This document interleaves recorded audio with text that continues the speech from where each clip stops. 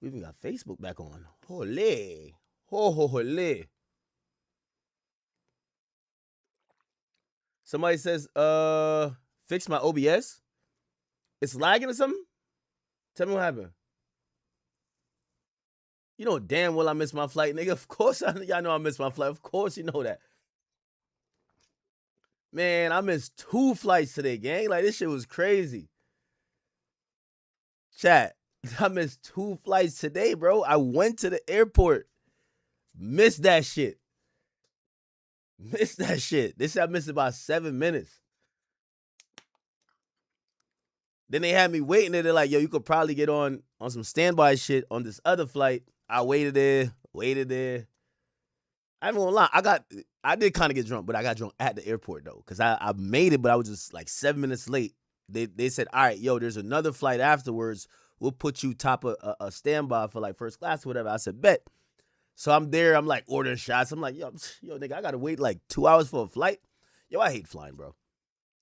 Taking a flight should be like an Uber, bro. Like it's too much. So I'm there. I'm getting lit. Yo, they bringing back-to-back shots. I'm like, gang, I don't get on the flight. They don't put me on the flight. No. Oh, actually, no. I could have been on the flight.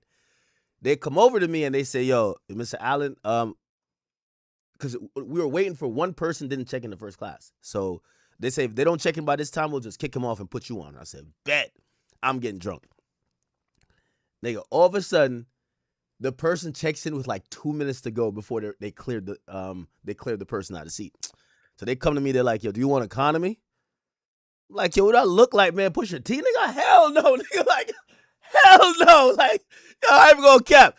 Nigga, I haven't flown economy in years, nigga. Well, actually, I really got anxiety. It's not even some bougie shit. Nigga, I got like mad anxiety in the plane, nigga. This plane will not make it to where we going if I'm in economy, nigga.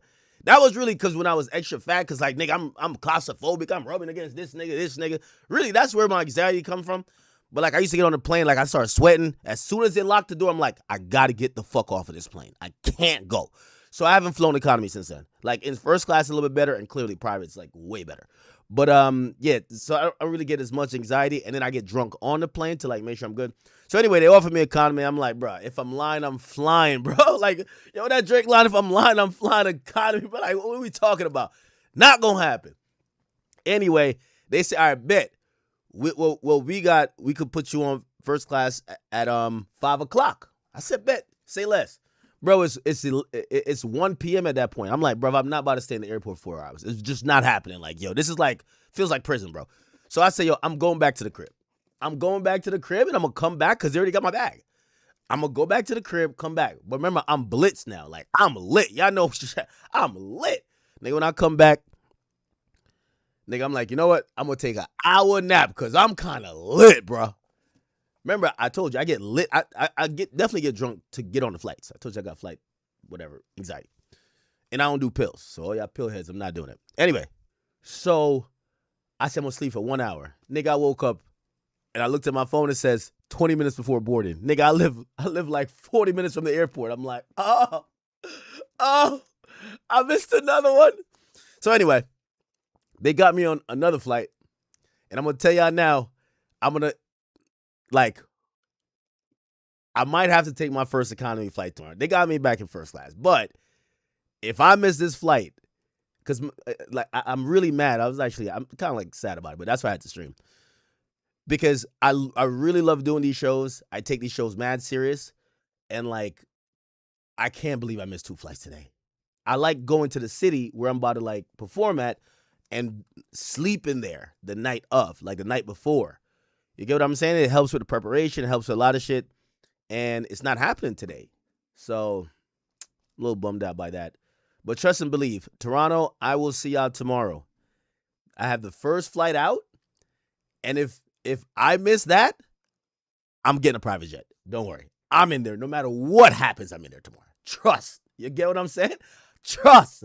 I'm in the 6. I know Neon waiting for me out there. Me and Neon, we're going to be clubbing, partying. We got a whole lot of shit. Me and Neon, we're going to be linking up tomorrow. So it's going to be some good vibes in there. If you guys did get tickets to the show, for anybody who's coming to the show, you should get an email, but I think the doors open. Usually we do meet and greets. Like we have like a shit ton of meet and greets, but we do meet and greets an hour before the show. So I would say, I think it's at 6 o'clock that meet and greet starts. So if you have a meet and greet ticket, whether it's VIP, oh, it's Neon calling right here. Yo, I'm on stream. What up, though? I'm on stream too. Why is my chat saying you missed your flight, bro? Don't you got a show here tomorrow? Bro, I did, bro. I'm on the first flight in the morning now. Like, yo, I'm dumb mad at it, bro. I missed 2 flights today, dog. 2 flights. Yeah. Yo, what were you doing, bro? You overslept? Bro, I was in the airport. I missed the first flight. They said by 7 minutes. I said, whatever. They give me another flight. And my dumbass said, yo, I'm not sitting here for like 5-6 hours. Let me go back home. Bro, of course I go back home and don't make the second flight. So I'm. So are you missing your show or not, bro? No, hell no. First of all, yo, I need you to either pull up to this. I know you're gonna pull up, but we're partying this weekend, bro. We're having a time of our life. This is Carabana, Toronto. Toronto loves me. It's like a second home to me. So okay, so listen, I wanna do something. Yeah. Are you gonna be out for Carabana? Yeah, I'm everywhere. What's up? Okay, bet. So look, in the morning there's a float. Can you come on the float? Where I have naked outfits for both of us. It's just like little stars and shit that we put on our body, and then we have the whole outfits. I paid $1,000. Are you down? What do you mean naked though? Like, hold on, bro. like shirt off. We're gonna have our shirts off. We're gonna be in underwear, and we're gonna be on the float. Oh, yo, hold on. Yo, I'm getting on a float, but yo, this naked thing, this sounded a little sus right here. Yo, this sound like some Platboy Max shit, bro. Like, shout out to Max, but yo, hold on. What shout out to Max. No, bro, bro. You search up on Google. Carabana men's outfits. It's those. Just have your shirts off. You got feathers. Are you down or not, bro? Bro, I'm on the float. The naked thing I don't know about, bro, but I'm with you on the float. Trust, we're going crazy. Okay, but this time don't be weird and try to be at El Man's, bro. I remember what happened on that yacht. Oh, then I'm a W. Oh shit, what happened? Okay. Brother, what do you mean what happened? We asked every girl who they would rather pick, and every single girl. Oh no. You made it competitive though. You made it competitive. No, you haven't seen me lately. You haven't seen me. Okay, but guess what? This is your city, right? I ain't say it's like my second home, brother. No. This is your home, brother. So when I beat you again in your home, then what? Yo, Neon, I was watching you stream a little bit. Like they're showing you a lot of love out there. And I ain't gonna lie, yeah. I know some chicks who don't watch streaming. They're like, Neon's in town. I'm like, how the fuck do you know Neon? Like, I'm talking about like just like girls. No way, actually? No, like girls that just go to the club and just like fucking like they don't watch streams. And I'm like, damn, they definitely know you. So, you know what I mean? We gotta run this shit when you come, bro. Let me know when you're here. Yo, listen, we're Kobe and Shaq in it, bro. I'm telling you, listen, I'm there in the morning. I'm gonna text your phone. IRL with me, bro. IRL stream with me. Yes, we're gonna do it. I'm down. Okay, but you do it too, brother. We can ingest off the same shit. Let's just have fun the whole time, bro. All right, bet. And also, remember, we're doing the private party after my show, so I need you there. Okay, yeah, but we can stream it, right? Yeah, of course. Yo, right, I'm bringing out the baddies, bro. I'm bringing out the bad things, bro. Trust. All right, well, I'm just there for the vibes, but I'll see you there. All right, bet, bro. All right, brother. See you soon. Bye. All right, yeah. All right, me and Neon in the 6, we're running this shit. Don't you worry, we're running this shit. All right. Now, I was trying to like, because, by the way, don't worry. If you're coming to the show and you're like a VIP, I got to see how much this after party holds. Got a little private little after party after the show, and, anyway. All right, anyway. Don't worry. I missed my flight, took a couple L's.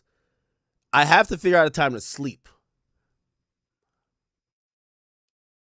I think I'm going to sleep at the airport. Fuck it. So if y'all walk in the airport and you just see me just fucking passed out, it is what it is. I can't miss this flight. All right. Okay, we do have a couple of things to talk about. I'm glad you guys are here. If you don't know, I will not be on this particular stream tomorrow. Actually, I probably will stream tomorrow because if me and Neon is going to link up after the show and we do some IRL stream shit, you'll probably see me and him. So don't you worry. We're going to give you some content no matter how. What I will say is that we got some topics that I'm going to get to today, which I guess it works out good for you guys if you like the desktop streams way more. A bunch of interesting stories that are breaking as we speak. A bunch of interesting stories. Let me see. Where is the... Okay. Yeah. So, pretty much the lead story today is Big U. He has caught like 7 more felonies. Prosecutors have now trumped up all of their accusations against him, but also included that since he's been in jail, you know how all these like podcasters, or not podcasters, but these Crips who are locked up, they're all on the phone all day. Like, they're making YouTube videos from behind bars. Now, Big U hasn't done that, but Big U clearly has been on the phone doing a lot of fuckery. And the prosecutors are actually alleging that he tried to murder one of their prospective witnesses before trial. That's crazy. Trying to get a witness killed that's going to be the witness against your case don't look too good. So they have officially brought charges. We're going to read into that. But not only that, remember Whack 100 told us this story about, ask Future, like me and Big U ran into him and Sierra at LAX, and he had owed Trick some money. I chased Future, and Future was running from me through the whole thing, and I chased him onto the jet bridge. Now, remember, like, even AJ used to come on here and be like, nah, that's got to be a lie. That story sounds so much as a lie. Well, the feds have now put that story in Big U's indictment. They actually mention that Whack, well, I don't know if they mentioned Whack. They might have just, like, put him as an abbreviation. But they mentioned the incident where Big U and Whack were chasing Future, and they claim that's part of the extortion plot. Which, by the way, I think Whack might stop telling that story now because the story that he's told a bunch, the feds have officially alleged it as an overt offense for extortion, which is crazy. It's kind of crazy. So pretty much they have put that in the indictment. It's a supersede indictment. We will break the whole thing down. We got the whole thing. I'm hearing all type of stuff. Like, we got to put these Krishan Rock rumors either to bed or at least trying to figure out what's going on. I'm now hearing that she might be a person of interest for 3 murders. And I'm like, are we like just throwing charges wildly at this young woman? Or maybe she's just an evil chick. She did do the arc where she's now into church. Like, she's super into church now, right? Maybe she was guilty of something. I thought it was just like drinking while she had a baby. But you never know. Maybe she was calling hits. Charleston White, he's giving the diagnosis on Atlanta, and I'm going to be honest with you, it doesn't look pretty. Charleston White, who recently got into it with Jay Prince, is now also expanding his critique of, the southern region, and he's getting at Atlanta, and he has some really interesting things to say. We'll actually review it. The David situation, we have an update on that. A little bit more about kind of what was this mindset. So as these charges got filed and the judge actually approved the charges, which is what the preliminary hearing is all about, we get to realize that some of these charges, it's kind of like, obviously we think he probably killed this girl, right? We think that this guy's a disgusting creep, right? But there's a lot of different charges that the feds the state of California, they filed against him. And these charges, you kind of have to really have a good grasp of the narrative to understand if they're going to stick, or maybe they're overcharging him because maybe they don't have nothing to really have him dead to rights on with the murder, right? Because again, obviously she died, obviously she was murdered, but did he do it? We're going to get into a few things about not only the charges, but you're going to get a better understanding of maybe why at that time he felt he had to murder her. Anyway, I don't think you'll understand it, but I think from a sick, deranged mindset, you're going to understand him a little bit more, and probably even her as well. Congratulations to Charlamagne and Joe Budden. I seen them on the top podcasters list. We're gonna read a Forbes article which has put both of those guys up there with the top making podcasters monetarily for the year, and I think that's great given the fact that what we do here in hip hop and cultural media, it is now being represented not only just by either it's awards or a list. Clearly now, people are seeing that there's a lot of money here, right? So, and I'm very happy that they're actually on it. We'll talk about it. One of 6ix9ine's friends got murdered, like last year. It was a girl that's appeared in this video, a girl he was cool with. Apparently, they have found and solved that murder. They indicted like a subsection of a gang called Trinitarios out there in New York, and they claim that it's a lot of shit that went into this, but it was a brutal murder. And they're now claiming that this was a gang hit. So we'll get an update on that. Lil Durk, we have an update on him as well. Lil Durk, if you don't know, is fighting for his life. He has a murder for hire charge. And what's happening now is that prosecutors are kind of doing what they did to Big U. They have extended their reach of this quote unquote conspiracy or enterprise, and they're kind of like showing like a real pattern of violence that they believe that Lil Durk has either contributed to or has constantly maintained. For example, now remember that shooting that happened at the crib, right? Where, when he says, I'd rather give my gun to India than to put it inside your hands. Apparently, remember we had watched that video in the aftermath when the cops came, and I said, something seems fishy here. Well, the cops is coming back around now and saying that had something to do with some of this, murder conspiracy and revenge and all that stuff, and they have lumped it in there. We'll actually try to get to that as well. All right. How y'all doing? How are y'all doing, man? Again, I know, trust me, I was pretty bummed out, missed my flight. Trust me. Anyway, we are here, and I get to spend some time with you guys. Okay. Right. By the way, once again, if you guys are coming to the show tomorrow and you purchase meet and greet tickets, plan to be at the venue at 6 o'clock. Okay? Thank you. 6 o'clock. If you get there early, get there earlier. Because, we got to do meet and greets before the show. All right. Cool. Let's get to this indictment. By the way, the paperwork is on theakademy.blog if you guys are looking for it. Oh. Do I need to? Give me that time again.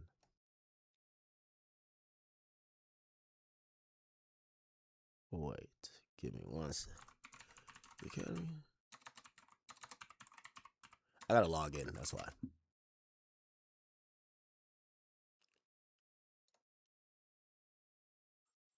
All right.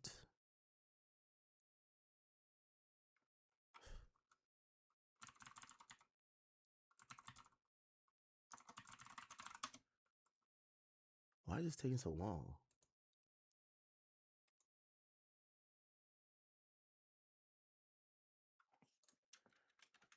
Give him my bad, chat. I was opening this up real quick. I think I got it. All right.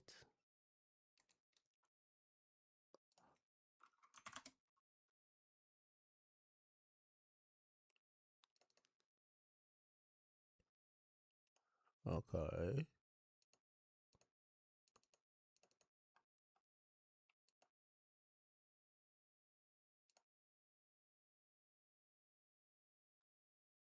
All right. Here we go.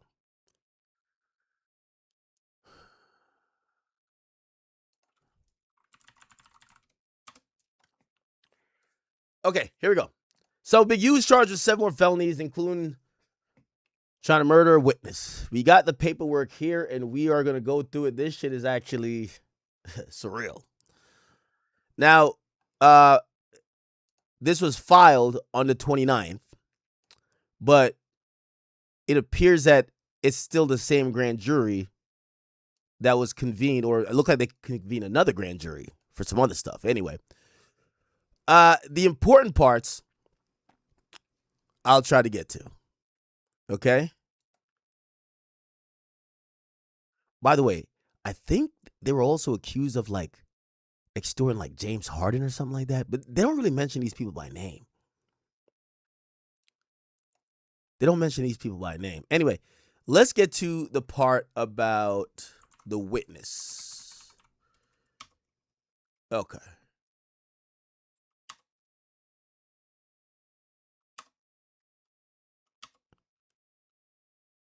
All right, let's just get to the overt acts.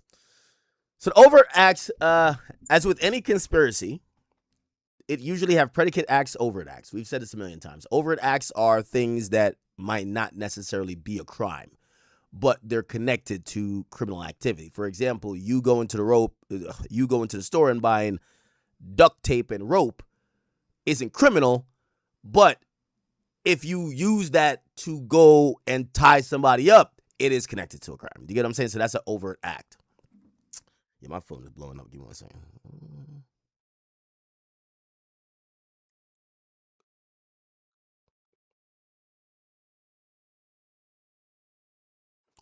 Okay. So the overt acts is a lot of, is what's going to determine the pattern of how you were planning, how premeditated this was, how orchestrated this is, and that goes into giving the context of the conspiracy of what gets done, right? So it's always important to read the overt acts. So let's read them, right? So on January 21, Henley, using his influence and reputation of the enterprise, arranged for RW to record music. So RW is the guy who got killed.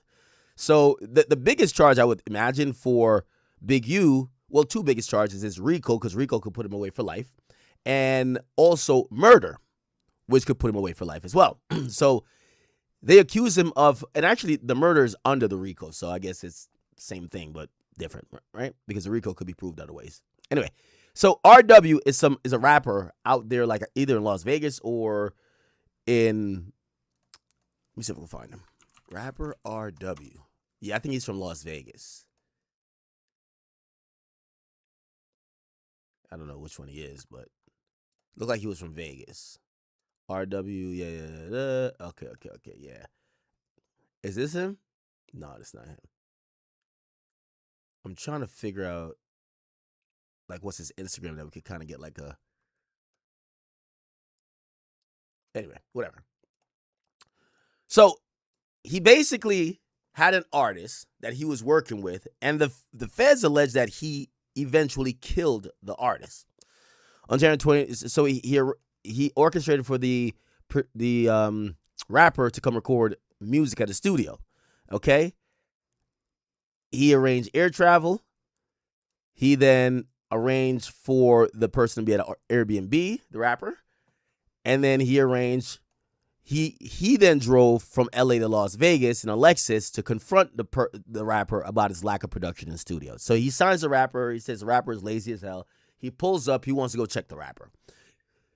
Then on the 21st or January 24th, 2021, he arrives at the Airbnb, asks the victim why he hasn't been at the studio, and that's when they claim things probably went a little bit left. Okay. They're saying he arrived at a studio that he was supposed to record a song. Oh, by the way, I think the guy had also dissed Big U on a song. So Big U was confronting him about dissing him on a song and also not using studio time accordingly. All right. So at the direction of Henley, the victim recorded a song before midnight. So he gets there. He says, "Yo, nigga, go record some songs." Right. The dude is recording, and his phone stopped reporting location, meaning they were turned off. That's when police believe that the murder happened, right? Or he was moving the body. So he cut the phone off, that he can't be tracked. He drove RW from the studio to the Airbnb in a sedan, and then it says at approximately 1:20, he left the Airbnb with a suitcase packed, entered in the car. So I guess obviously this is before he died. And they're saying he drove him near a landfill, and then he drove south. So right here's when the murder happens. So he drove the body, he throws it near a landfill or something like that, and then he drove back to south to Las Vegas. Okay. At 2:15 a.m., his phone starts reporting location. Again, he turns his phones back off, right? Indicating that they were turned on or taken out of airplane mode while the defendant Henley was continuing to drive south back to Las Vegas. Now, here's the funny thing about it. Like, most of these cars have technology that has some type of GPS tracking, or at least could track the movements of a vehicle. So, I know people now think your cell phone is a tracking device, which it is, but your car is probably a tracking device, right? Like, if you're driving your vehicle, especially if it's a Tesla. I know it's not a Tesla. It's a sedan, easily trackable. Okay. It says then Henley called the defendant Robinson, which is somebody who they believe helped and assisted Big U with all this stuff. And at that point, he returned to the studio, telling an employee that he had gone to the gym. So when he got back, he was sweaty and all that type of stuff. And they're like, "Damn, why are you sweating? It's 2:30. Granted, it is a Las Vegas, that's a desert, but come on, And he said, "Oh, I just went to the gym." Clearly, he was moving the body, right? On the 25th of January, 2021, the body was found. So later that day, in the area depicted here. So it was found here. And it had multiple gunshot wounds to the head. Oh, wow. That's an execution. That sounds like an execution, chat. Right?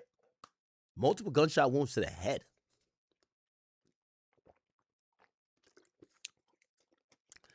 He wanted to make sure that guy was dead. Okay. On January 25th, defendant Henley contacted the producer to inform him that the homicide would be interviewing the producer about the death of RW. So the producer is really an engineer. So the guy who was at the studio recording the guy before they left, and basically the guy never came back, right? The guy never came back because, they either went to the B&B or whatever, and then supposedly Big U kills him. They're asking the guy who's at the studio, Big U calls the guy to say, yo, the detectives are probably going to interview you about this dude, So he's trying to tip him off. By that time, the police already had up a wiretap going. So they're hearing all this. Henley contacted the producer and demanded that the producer and his employees leave the studio premises, right? Also, by the way, they had gotten rid of the surveillance tape too. On the 26th, Henley's direction, they removed portions of the security system from the studio, including security video and data from the times that RW and defendants Henley and Roberts were present at the studio prior to his murder. Okay? All right. The 27th. So let's look at the timeline here. So it looked like he got murdered on the 25th. And because they found the body later that day, which this is why they're going to say, Big U, you either killed him or knew that he died, because why would you call immediately and be like, yo, they're going to come ask you questions about this guy if you had no idea this guy died or you had nothing to do with it? So remember, this is all January 25th, and Henley, the same day that they find the body, he calls up the producer to say, yo, the cops is going to come talk to y'all. Right? So we're kind of following it here. All right, cool. So they removed the security system. Then KF, who's someone else, hits up the Airbnb owner and asks, and I would imagine that's the Airbnb where RW, the rapper, was staying. They hit up the Airbnb owner and says, are there cameras on the property? Chat, they're trying to cover their tracks. They directed the owner of the account that he used to book to not speak with law enforcement about the murder. Okay? So essentially, this person who asked about cameras also asked the Airbnb owner not to speak with law enforcement, which to me is completely stupid, right? Like, you're kind of almost saying, we did it. Like, it's if anything, you're supposed to hit up the owner. If you book the Airbnb, you're supposed to act like concerned, like, oh, yo, do y'all have cameras? Like, we trying to figure out what happened. At least cap. Like, you're trying to you didn't kill him. When you hit up the Airbnb owner, you're like, y'all don't got cameras, right? All right. Well, if the cops come, don't say nothing. The person is an Airbnb owner. They have no allegiance to you. Right? Anyway, that's why we are where we are, right? On the 3rd of February, KF falsely told law enforcement that he did not know the address of the studio and didn't have a phone number for or a way to contact Henley. So this is another thing that I think Big U never realized. Keep in mind, this is less than a week after this guy's died, right? Or got murdered. They're already up on Big U because it appears that there was a wiretap already going on, right? On December 31st, 2022, so now this is a year, almost 2 years actually, later, on an intercepted call, Henley explained his motivation for committing murders on behalf of the enterprise, claiming, what you guys see on the internet, y'all keep hearing other people who don't have nothing to talk about. So, let me explain something to you. If I would have had a problem with any man, color, creed, king, or kind, the issue would have been resolved, and he wouldn't be here, and I wouldn't be here. Ain't no kidding nothing. It ain't damn near nobody who been in this motherfucker longer than me can stand against me and me be who I am. If I had a problem with any man and this wouldn't be so funny to me, I'm still who they say I am. Interesting. On the 14th of 2023, to evade law enforcement interaction regarding the murder, Henley's wife falsely informed the detective that Henley did not live at the house full time. On Valentine's Day, 2023, on an intercepted call after speaking with detectives, so it looked like after they spoke with detectives, they didn't realize their phone was tapped. So they got on the phone afterwards, right? So they just spoke to the cops, and then they're trying to still cover shit up. They get on the phone, but the phone is tapped. SH called defendant Henley from Henley's father's phone to warn defendant Henley that the detectives were seeking to discuss victim's RW murder with Henley, and defendant Henley asked how many officers were there. On Valentine's Day 2023, to evade law enforcement, the defendant Henley did not return to his residence for multiple days. Okay. To evade law enforcement, he switched cars with defendant Robinson. And also, on an intercepted call, Henley called defendant Martin to schedule a meeting to discuss the murder and how to evade law enforcement. Then on another intercepted call, so this wiretap is blowing up, defendant Henley called Diaz to discuss the murder. And then he told Diaz that Henley was traveling to Las Vegas the following day where the producer was located. So basically, he realizes there's a loose end, the producer, because the producer is the last person to see him alive, and he's seen him with Big U, and then Big U came back in later and said he went to the gym. So now he realizes this producer, who's an engineer, this guy could potentially rat. Now, shit, it's kind of like the movies. I wonder if he says, I got to go to Vegas to go talk to this guy, right? I'm wondering if he's thinking, maybe I got to kill that nigga too. Holy.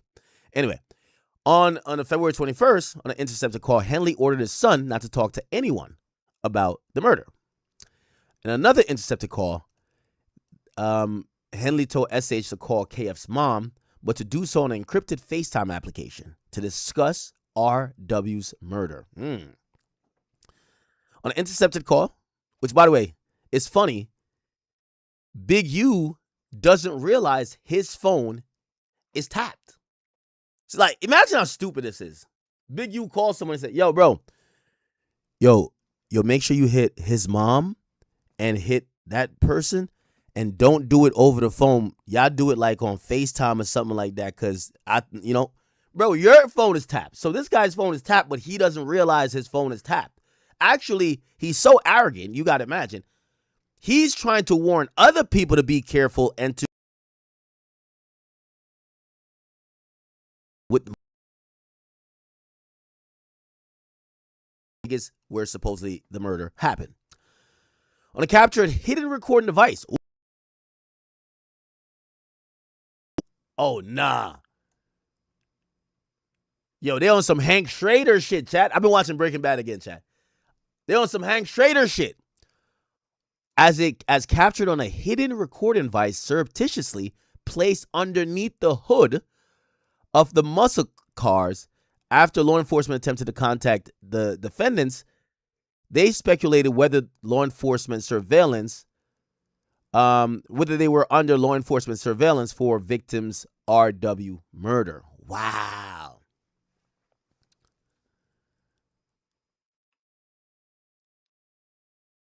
That's crazy. Now, that's pretty much the overt acts relating to the murder. Now, the RICO deals with accusing him of running a criminal enterprise, which is called the Big U enterprise. And they talk about extortion and how he used to extort rappers and basketball players and anybody else and businessmen for money through actual and threat of force, violence, fear, and intimidation. Okay? Now, this is the one with Future. It says, A, when a victim refused to pay, defendant Headley reacted violently. Check this out. In or around 2014, defendant Henley approached NDC. Now, what is Future name? Well, he did change. Nevadius Demon Cash. NDC. Okay? His birth name was actually Nevadius Demon Wilburn, but he changed his last name to Cash later on. So NDC is Future. In around 2014, defendant Henley approached Future, a Grammy-winning recording artist, in order to collect money from a Detroit associate. In or around 2014, After Future refused to pay and ceased answering Henley's calls, defendant Henley and his associates. Ooh. Now, this is where it's going to get a little bit dicey. Because we've heard the story from Wack. And Wack has continually said, it was just me and Big U. It was just only us in the airport. However, they're now saying Henley and associates. So in a sort of way, I don't know if they're referring to Wack, but dicey. Anyway, defendant Henley and his associates committed violence against Future. And Future's associates and security. Oh, no, never mind. Never mind. This is not the airport. Sorry. It's not the airport yet. So they're saying Future didn't pay. He didn't want to pay, and he stopped answering the calls. So Henley and his associates committed violence against him and his associates and security. So it looked like they were putting pressure on and pain on Future and Future security. So even when Future has security, it wasn't stopping. Which, by the way, this also, Wack mentioned this as well. Future Club Crips fight. Shit. Yes, Future and Ciara attacked by the Rolling 60s at an LA nightclub. Right here. This is what was being talked about. Okay? So this is what it was talked about. Let's go. Here we go. Oh, this domain is gone. Okay, we'll just read from here. Ciara and her boyfriend Future didn't get a chance to celebrate her sexy show-stopping performance at the BET Awards Sunday night. While the couple partied at West Hollywood Greystone Manor, a group of gang members allegedly tried to attack Future over unpaid debt. Future, whose real name is Nevadius Cash, allegedly skipped out on the club performance he'd already been paid for. Future bodyguards stepped in before the gang members were able to get a hold of Future. But a member of Future's security team was badly injured in the scuffle. Ciara and Future was rushed out the side door, while the bodyguard was rushed to a local Los Angeles hospital. He's in stable condition. Greystone Manor was shut down because of the incident. It said word on the street is Future security. Roscoe was attacked by the LA-based gang Rolling 60s for a debt Future owes. It appears they were trying to get to Future, but attacked his security guard, according to source. Future owes Rolling 60s money, and the nightclub security got Future and Ciara out in time before the 60s reached to them, but we're told Roscoe is still hospitalized. If you were there and witnessed the chaos, the cops were everywhere, from helicopters to patrol in the parking lot. We're told the ambulance rushed Roscoe to the hospital. Meanwhile, it was work as usual for Ciara. The Body Party singer performed on Jimmy Kimmel Live Tuesday and sat down with Chelsea Handler. She admitted to Handler that she performs those sexy moves. Okay. Interesting, y'all. Wow. So they committed violence against him and his associates in security for failing to show respect and pay money. In or around, so it looked like that was a debt for an unpaid show, right? In or around 2014, a few days after Henley and his associates stomped out. Oh shit, stomped out NBC, which is Future. So damn, Future was a victim. They were beating the brakes off of Future. It sounded like they were beating Future's ass, that Future might have wanted to go in the Future. Nigga, like, what the fuck? So they stomped out Future. So defendant Henley and a co-conspirator chased Future. Oh, this is bad right here. This is bad. Defendant Henley and a co-conspirator chased Future through the Los Angeles International Airport in an attempt to further intimidate and collect money from Future. Now, this is bad, chat. This is incredibly bad. They're referring to Wack 100 as a conspirator.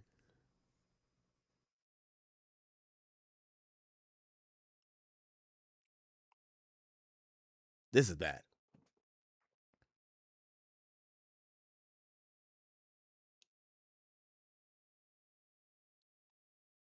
Now, here's the thing.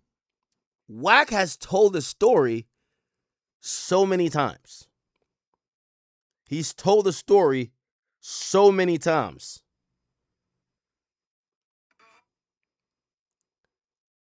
He's told the story so many times, and I think he kind of told it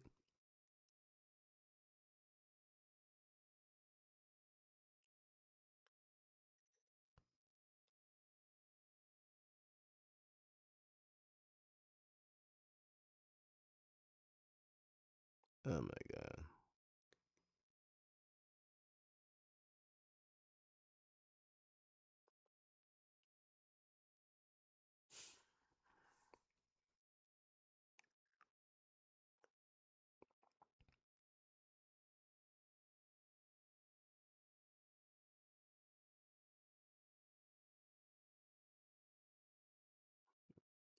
Wow. Okay. Some stuff is brewing, man. Okay. All right. Let's get back to this. Now, Wack has told the story. He's told this on this stream a bunch of times. I don't think when Wack was telling the story, it ever really dawned on him to be like, yo, you're actually doing what Loose Cannon did. Respectfully. When, Loose Cannon was like, yeah, and Big U would have us go get the nigga for the money, and then he would get the money back to the nigga, but we take a cut. It's like, that's called like extortion, right? That's what that's called. So he used to tell those stories about Big U and just probably think that it kind of makes him look like, yo, he's really was about that life, which clearly Loose Cannon used to be about that life, except the feds use those stories to say, you're going to jail because they put him in the indictment. Now, it's kind of interesting because I'm wondering why they said a conspirator.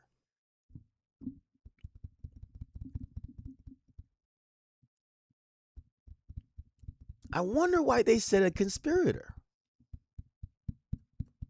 Now, keep in mind, here's the thing. There could be other superseding indictments. There could be other superseding indictments.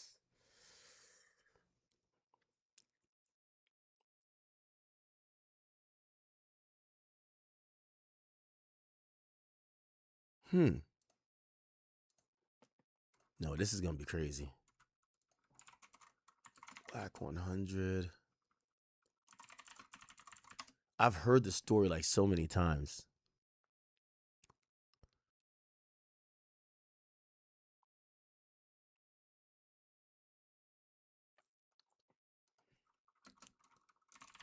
Yeah, this is kind of bad, not going to lie.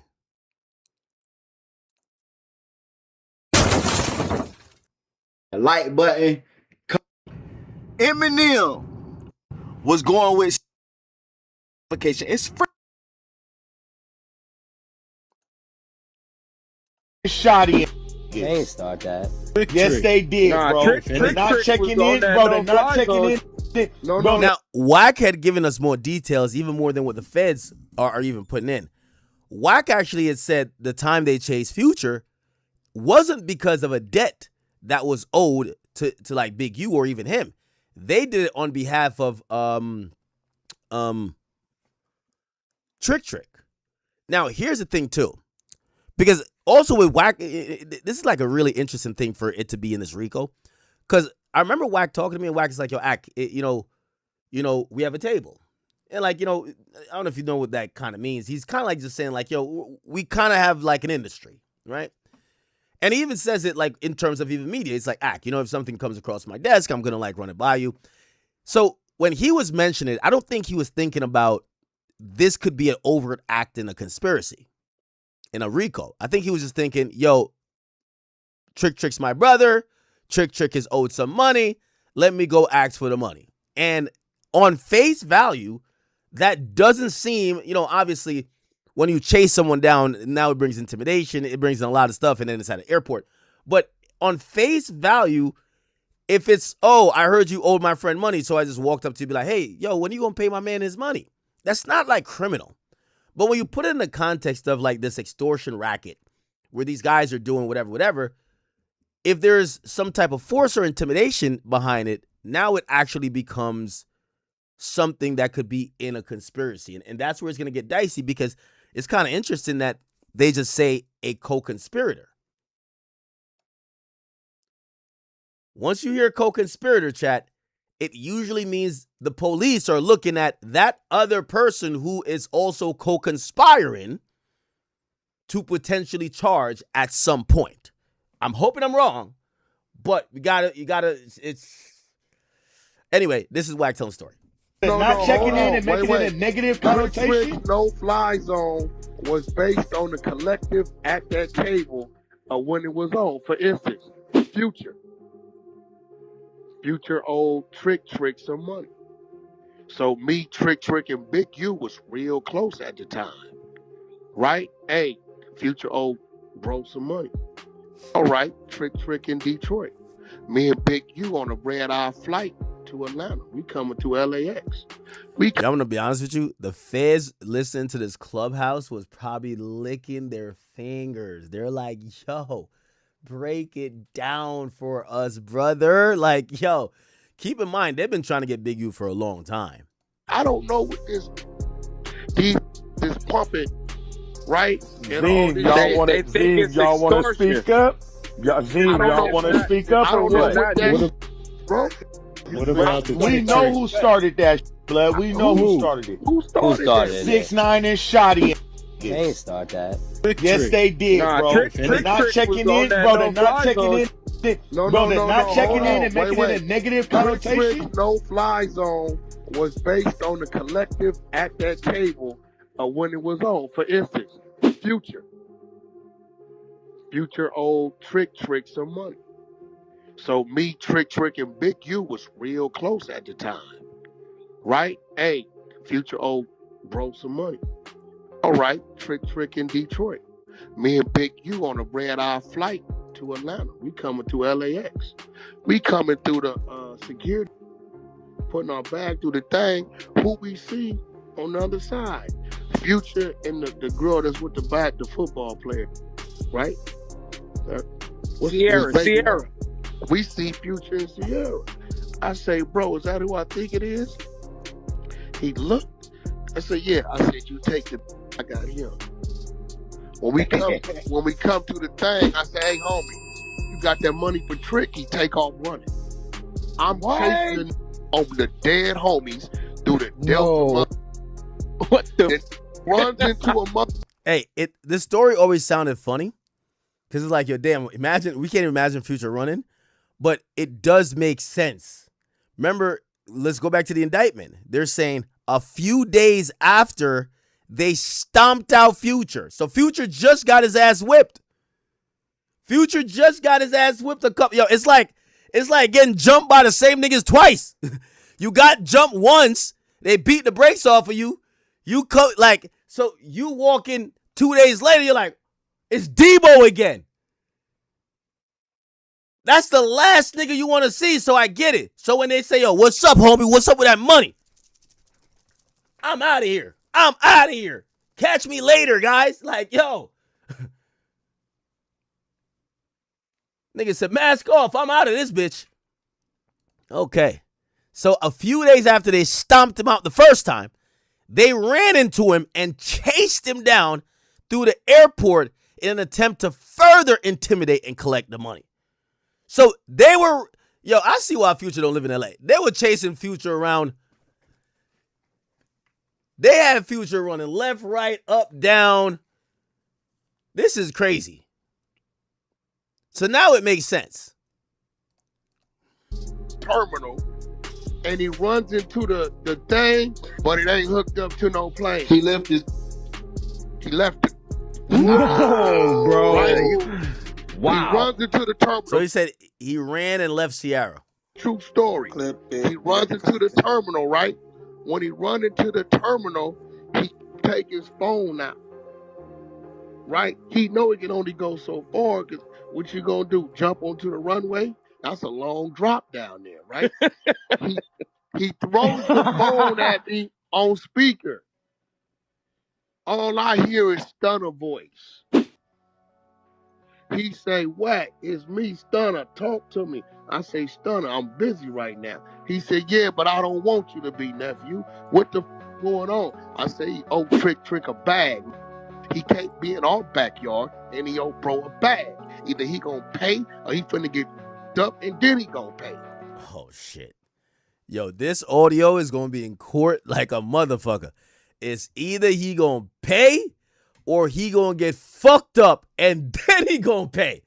That goes into everything they're trying to say, like, yo, intimidation, violence, You know what I mean? Look, they force victims to give up money through actual and threatened force, violence, fear, and intimidation. Yeah, I'm not gonna lie. This story might be in it. I hope my nigga Wack didn't lose cannon himself, bro. Right? Trick at home sleep. He don't know what's going on. He in Detroit. Right? He say, Wack, my word to you, I pay that. Let him be. I got business with that man. I said, what? Chat, should I call Wack? I kind of don't want to because it's like, bro, I'm going to be honest with you. I actually think there's some type of, Wack was always down to speak on certain shit.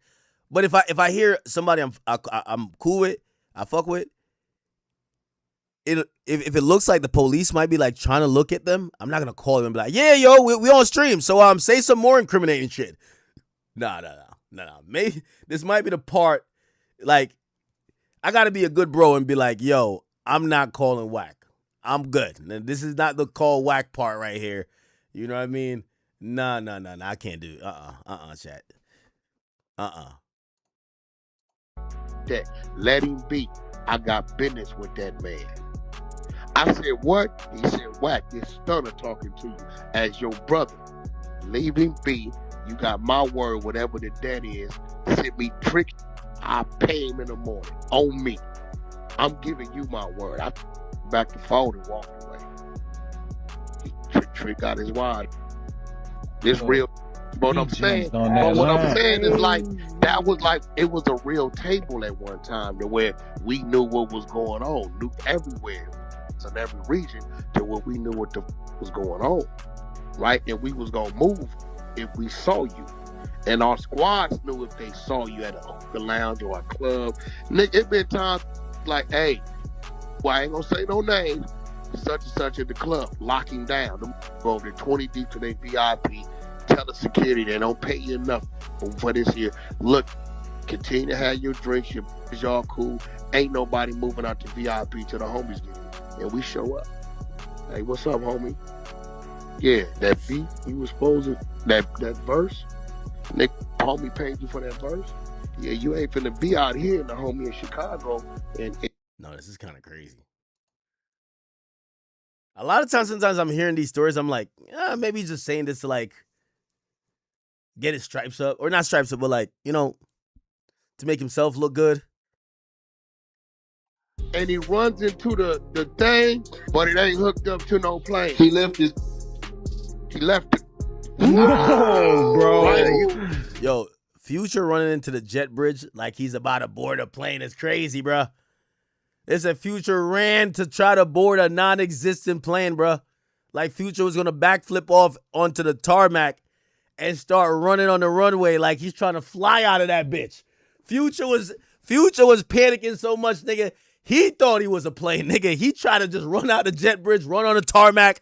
Probably was going to put his hands out here, nigga, and flap his arms and try to take off, nigga. Literally.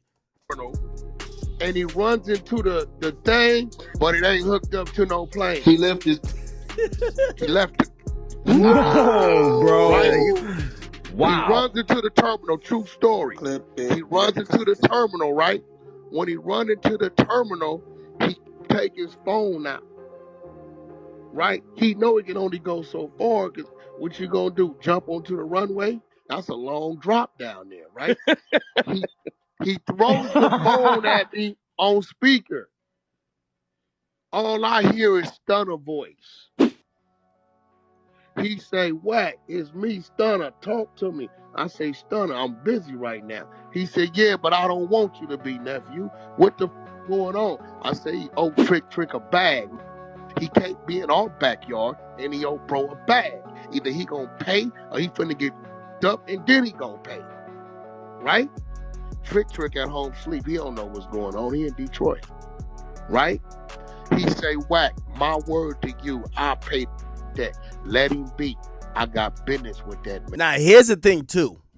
Wack involves a lot of people in the story. Now, routinely, while they're prosecuting someone, remember, technically, they're not saying this is a crime in itself. Okay? They're not saying, that's why it's listed as an overt act. They're not saying this is a crime in itself. Obviously, he didn't hit him. He didn't whatever. But they're saying, and they still refer, which is a little bit odd because they refer to Wack as a co-conspirator, as if they're almost trying to say Wack was on the same type of shit in terms of extortion, what they're charging Big U with. That's the only reason why they wouldn't call me a co-conspirator to a murder if they didn't think I did the murder. You get what I'm saying? So they're calling Wack a co-conspirator. It appears that the government, probably for the first time ever, is kind of insinuating that they feel Wack was conspiring with Big U to do extortion. Now, Wack has never been charged with this. But this is some cause for concern, because if this is the thought of the feds, you don't know what they got going through grand jury. You don't know what else they're trying to dig up on you. You have zero idea. But this is probably enough. I'm not going to lie. If I was, say I read the RICO for 6ix9ine, and then they said, and a blogger who was 6ix9ine's co-conspirator posted this on his page, nigga, I would have lawyered up, nigga, I would have been to church, got baptized. See, you don't want to be, once they start talking about you as a co-conspirator, they believe you are doing a crime. Okay? That is very important. Now, I do think that, I don't want to be thinking negative here, especially about the homie, but I'm wondering why they put it in the documents now. Why put it now? Are they intending to try to charge him? Because they didn't put him at first. Man. I said, what? He said, Wack, this stunner talking to you as your brother. Leave him be. You got my word, whatever the debt is. Send me trick. I pay him in the morning. On me. I'm giving you my word. I back the phone and walked away. Trick got his wad. This real. But what I'm saying is that was it was a real table at one time to where we knew what was going on, knew everywhere, in every region, to where we knew what the was going on, right? And we was gonna move if we saw you. And our squads knew if they saw you at a hookah lounge or a club. Nick, it been times hey, well, I ain't gonna say no names, such and such at the club, lock him down. Them go over there 20 deep to their VIP, tell the security they don't pay you enough for this here. Look, continue to have your drinks, y'all cool. Damn, they don't pay you enough for what about to happen in here. Holy. Now, what I was also trying to say is that in the story Wack tells, he says enough people for it to be corroborated. He says, well, Birdman was on the phone. Well, it was Trick that was owed money. Well, I was with Big U, and it happened at LAX. These are all verifiable things that if Wack was just talking, whatever. But I would imagine if they care about this overt act, and again, they might want to use to prove shit, they're going to contact everybody. Now, I'm pretty sure Birdman is going to be like, hey nephew, the FBI call Birdman, going to be like, say, nephew, he ain't telling them nothing. So Birdman ain't going to tell him nothing. Trick, he's a gangster out of Detroit. I'm guessing he's not going to tell him nothing. Who else? Well, here's the thing. Big U, though. Remember, Big U and Wack turned mortal enemies.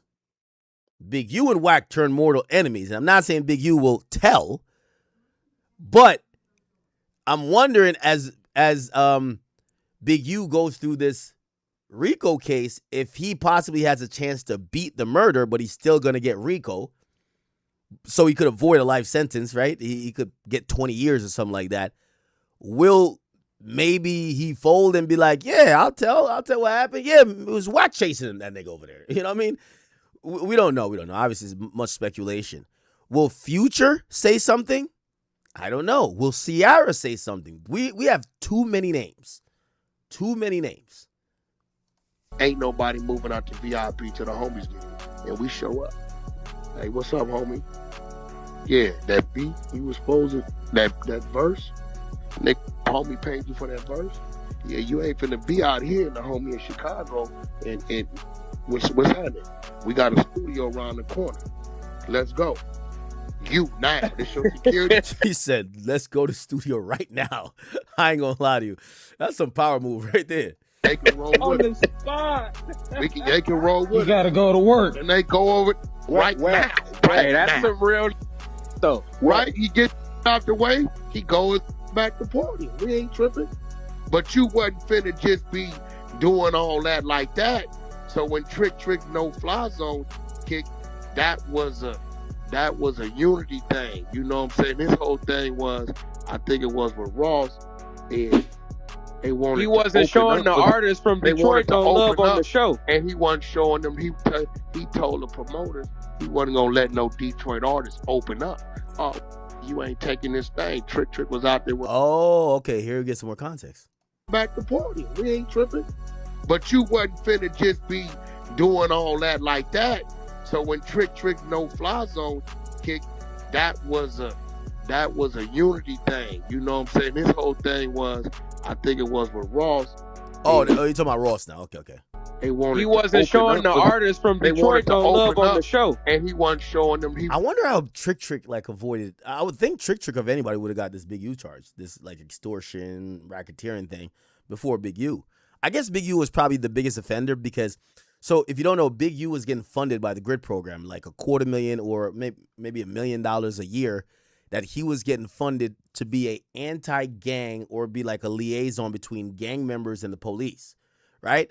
And it was called GRID. So he was getting funded by the city, and he was still extorting niggas. It's like, yo, imagine the city says, yo, we want to put $1 million into, you know, put the gun down anti-violence, right? And they give it to the nigga who's doing all the violence, and he uses the money and just does more violence, right? Like, I guess that's why it's a slap in the face more, and that's why they came after Big U, because he was getting funded by them, and he was still doing the fuckery. He told the promoters he wasn't gonna let no Detroit artists open up. Oh, you ain't taking this thing. Trick was out there with 100 and locked it down. You ain't getting on the stage. You get out, we what? And all of that is based on disrespecting the code. He told Trick Daddy change your name. Trick Daddy started woofing, talking shit in Miami. They booked Trick Daddy on his show. He brought his dump up to Detroit. It's on video on Google. They beat out that nigga and ran him back. That's how his rap career was finished. On my mama, go Google it. You see him get this. That happened. Up all that, bro. Yeah, we was good for that booking it. Look down right there. God damn. Now again, this story has been told a couple of times. Oh, look at Dogface. Hold on. All right. So yeah, this overt act here is gonna really come back up again. Hey, listen, all you stupid ass niggas from Detroit, and when I say stupid, I do mean stupid. So watch this. So Big U's superseding indictment dropped yesterday. In that indictment, the charge of extortion of Future manifests itself. So now Big U is charged with extortion of Future. And they cite whack one. No. He's not charged with. Overt act is not a charge. It's a action that's related to the charge. Hundreds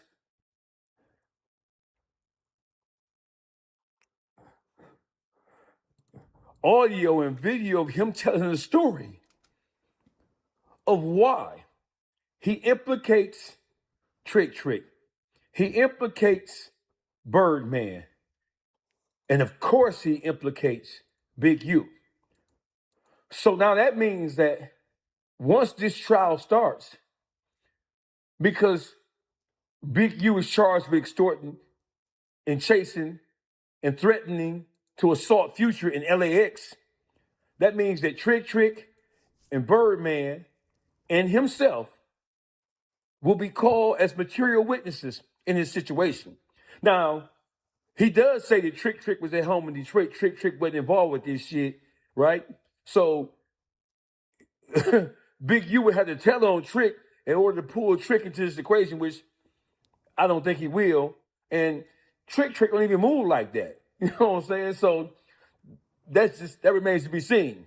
But for all you niggas in Detroit who be sucking Whack 100's dick and feeding him information, for all you Detroit niggas who was feeding Whack 100 and baby shooting information about me, about Doug before Doug flipped to start fucking with the nigga, all you bitch ass rap niggas who been feeding Whack 100 information about me and T Grizzly, and then even before the whole T Grizzly shit, all you niggas have been feeding niggas in Houston information about All-Star JR.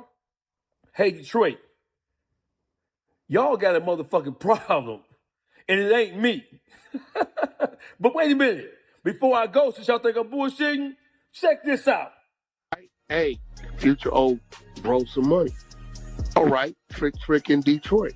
Me and Big U on a red-eye flight to Atlanta. We coming to LAX. We coming through the security, putting our bag through the thing. Who we see on the other side? Future and the girl that's with the football. I paid the debt. Very interesting, y'all.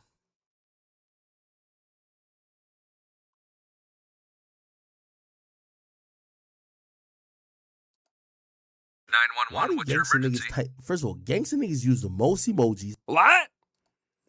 Oh, this was who? Somebody was denying it. I have never been in LAX with Whack 100. Oh, this was Big U. Big U had denied it. It looked like Big U was like, Whack, why the hell are you telling this shit online? I have never been in LAX airport with Whack 100, nor did we run down on Future. Fact. Guess the feds feel otherwise. I wish y'all would get it in y'all head. These people's lie all day. 10% truth, 90% them lying. I hate no matter what someone say about Big U, it's just true. When is the hate gonna stop? I made one mistake. That was building with a what? And for that, Bloods and Crips, I'm sorry. 911. Period. We see Future in Sierra. I say, bro, is that who I that money for Trick? He take off. Damn. Dang, I say, hey, homie, you got that money for Trick? He take off. Damn. Doughboy had responded. This is what he said. Niggas start off just lying, though. Niggas say, what's the one bitch name? The singer bitch. His baby mama. Please don't say her name, bro. Stop playing. Niggas is crazy, bro. Like, bro. And then, it don't even sound realistic at all, though. Like, you telling me you ran down on Pluto and Sierra? Oh, you's a bad motherfucker. Oh, this nigga crazy. Niggas start off just lying, though. Niggas say, what's the one bitch name? The singer bitch. His baby mama. So Doughboy. And I met Pooh one time. Doughboy gotten into it. Doughboy, Whack 100. They got into it. Right? Listen to this. Hey, I got a question. Hey, what? What's up with Pluto? What's up with that shit you was talking about that day? What shit? I don't even know you. You mean what day? I don't even know. I'm talking about the shit you was talking about with Pluto, the airport shit. Nigga, you wasn't there, was you? Look sound to me like you was in jail. Put me down. What's going on? I don't got to lie on no nigga. That shit sound like some bullshit. It can sound like it won't. Now, you notice he ain't said nothing. You know why he ain't said nothing? Why? Because he know the nigga that paid that debt, I'll force him to say something. Because he's very, very close to me and him. Who I mean, if you want to wake it up, hey, listen, if you want to, that's all I'm going to tell you. I don't know if you know how Clubhouse works. Tread lightly, because I get to saying some shit and wake some shit up. Now, a neutral party between me and him, that's a very big guy on both sides. Have asked me, Whack, let it go, because I got all the records of the shit being paid, the text messages, everything that happened right on the spot. You talking about Big U? No, I ain't talking about no fucking Big U. Big U was with me. I'm talking about the nigga that asked me. Oh, shit. I'm talking about the nigga that said, Wack, send the wine information, I'm going to pay the debt. Get off of that for me. And we both fuck with him. He a very big individual in the game. He love that man like he loved me. But if you want to wake it up, because it been quiet, it got quiet for a reason. Out of respect of this man. I ain't heard Future say nothing, and I ain't said nothing. But if you want to come on here for nothing, no, we don't. No. At the end of the day, we and don't wake gotta it do up, that my on here. nigga. Like we don't. I'm just saying, you ain't gonna make it dime. No. Listen, We don't gotta. all you gonna do is cause a rip. I don't give a fuck. Cause I can tell my man. One thing with Wack, when he see you kind of backpedaling, he got you on your heels. He get louder. That man like he loved me. But if you want to wake it up, cause it been quiet. Watch Wack get louder. It got quiet for a reason. Out of respect of this man. I ain't heard Future say nothing, and I ain't said nothing. But if you want to come on here for nothing, no, we don't. No. At the end of the day, we and don't wake gotta it up, do that my on here. nigga. Like we don't. I'm just saying, you ain't gonna make it dime. No. Listen, We don't gotta. all you gonna do is cause a rip. I don't give a fuck. Yeah, Cause I can tell my man. That ain't nothing to talk about. Hold on, I don't nigga. even care about the internet. Hold on, nigga. Cause I don't know your bitch ass. And if you still out here in LA, I'll pull up. Cause I'm back. Now you talking where you at, nigga? Talking my language. Where you at, nigga? Okay, what's happening? Hey, Rockstar. Where you at? I'm headed to my studio. When we get off here, I'm headed right to my studio, nigga. You said what? We can figure that out. No, Rockstar. When we get off here, 6878 Beck Avenue. Yeah, when we get off here, we can figure that out. 6878 Beck Avenue. He talking my language. He talking the way I like to talk. Goddamn. Yeah, okay, all right. I hope you understand the language. Hey, Doughboy, man, don't worry about all that. I hope you understand the language, nigga. Hey, Doughboy, don't worry about this nigga, man. No, nigga, hey, yo. No, we don't go. Because he just. I don't know this nigga. I was talking music to this nigga. Don't make me fuck this nigga. Fuck your mama, nigga. And fuck what you stand for. Now pull up, nigga. Come on, man. Hold on, nah. Hold on, bro. Fuck your mama. Pull up, nigga. Don't do that on Pull up. Don't do that on here, man. You ain't had that shit Got it with fucked JD, up on Pablo. Don't do that shit He now, strictly bro. said, look at all these bitches. You the one with there, nigga. Come on, bro. You the one with there, We nigga. talking about You music. ain't had You none of went that there, in this, nigga. bro. We trying to keep It's the culture. content. You went there, nigga. Y'all niggas dumb, bro. He talking about You went there. Pull up. You went there. I ain't even met. You went there, nigga. I was talking music and marketing. I was talking music and marketing, homie. But don't get it fucked up. Fuck you and Pluto. Fuck you and Future, nigga. Nigga, well, pull up, nigga. Pull up. And I'm not none of them niggas that Okay, you be come talking on to. over there, I'm not and I'm going to show you how it go. Look, I'm not none of them niggas you be talking about. I'll be here. Damn, I ain't gonna lie, that one left fast. Hey, I don't know you, nigga. I don't know you. Fuck you and Future. And next time I run in the Future, I'm going to let him know what it's about. Since you want it to be on, it's going to be on. This nigga, Stunner, hold on. Hey, Birdman, I gave you the respect you asked me for. But blood right here, then turn it back on. Nigga, I told you leave it alone. Corny as fuck, bro. You corny, bro. Pull up. That was just I'm gonna show you corny. I ain't gonna hold you. All you gotta do is pull up. Bro, that was just corny, bro. Pull up. Hey, you just did 6, 8, 7, 8. Why you just fuck do your all mama, that? nigga. Fuck your shit. Fuck what you stand for. Now I'm on, nigga. I'm on right now. This what you I don't know what they telling you, but I ain't no rapper, nigga. Pull up. Pull up. Pull up. Why you yelling? You out here, right? What blood? You still Why out is you doing all that? Is you out here? Man, I just literally told you I'm gonna hit you on the side. I'm gonna call your man. Fuck all that. Fuck your mama, nigga. I want to hit that bitch on the side. Nigga, don't come playing with me, nigga. I ain't to be call your phone, nigga. We you playing with the wrong one. Pull up. Why is you? I ain't gonna lie. I'm starting to believe Wack that he used to terrorize the rap game, bro. I'm starting to believe, Future,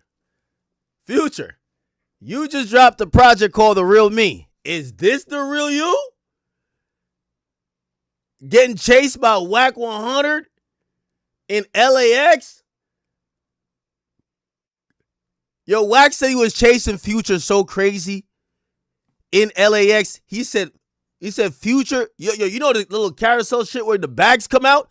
Future jumped on that shit hoping that they could send him to the plane. Like, yo, he just hopped on that bitch. He's trying to get the fuck out of there. Oh, nah. Nah, this is crazy. Yo, Future jumped on the carousel, bro, trying to get away from whack, hoping that, yo, you know what they said, baggage claim?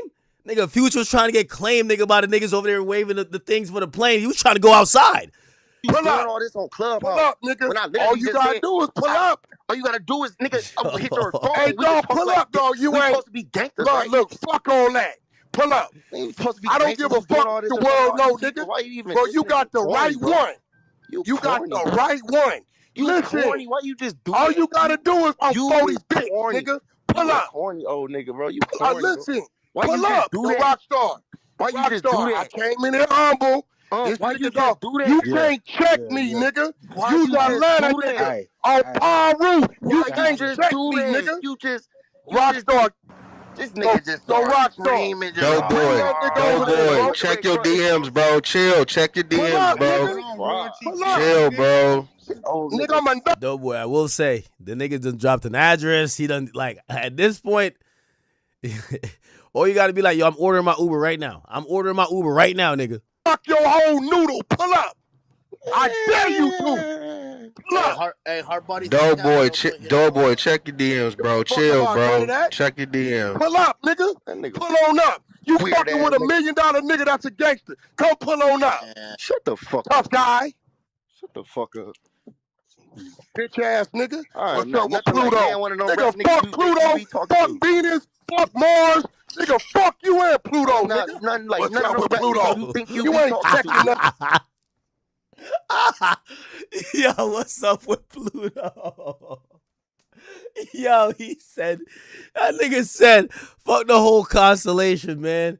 Fuck Pluto, Mars, Venus, Mercury, Saturn, Jupiter. You get what I'm saying? Uranus. Oh, man. That nigga, you bitch ass nigga. And you still, why is you doing this on the internet? You a bitch. Nigga, why is you talking about hollering at me on the side? You should have called me on the side, nigga. You went there, nigga. You just start. I didn't even nigga, I ain't said nothing here. I ain't said nothing about that nigga. I ain't said nothing about that nigga. I was talking music and marketing. You went there, nigga. Look here. Man, why fuck you, fuck your mama. I ain't looking nowhere, bitch. Pull up, bitch. Now you gotta pull up, bitch. You's a bitch. Pull up, bitch. Pull up, nigga. Pull up. Pull up. Then shut up then, nigga. I'm telling you where I'm at. I'm telling you where I'm at. Scary ass nigga, scary ass Future. And when I run into him, we at him. Hey, on your name, we at him. You a sucker, I'm bro. telling you that right now. You really he gonna holler at you, bro. Yo, Future was a victim like that? Yo, that goes to show, yo, you know Young Berg's career got completely killed because Young Berg was seen as hip-hop's pinata. Trick slapped him, Mano slapped him, everybody slapped him or took his chain or whatever the case is. And his career just couldn't exist. I didn't know Future's getting beat up, chased, all that type of stuff. And yo, Future got one of the coolest careers. I'm wondering if it was kind of known, would that like affect the cool guy image he has? Because it's probably hard to play like the cool, smooth guy and be like, yo, bro, didn't you get your ass whipped just now? Do you think that would have changed anything, y'all? I told you leave it alone. I told you leave it alone, nigga. You corny as fuck. I told you leave it alone. This nigga weird. Okay. All right, we'll see. This nigga weird, bro. Oh, man, we was on that nigga. We done been on his head before. It ain't no problem. Like, listen, I hope you with him everywhere he go. You right. Hey, look, Rockstar this show, nigga. Shut the room. Hey, shut the room. Hey, niggas can holler. Niggas. Hey, nigga, I came in there humble, my nigga. Yeah, no, you didn't. Well, I came in there humble, my nigga. So why you start screaming?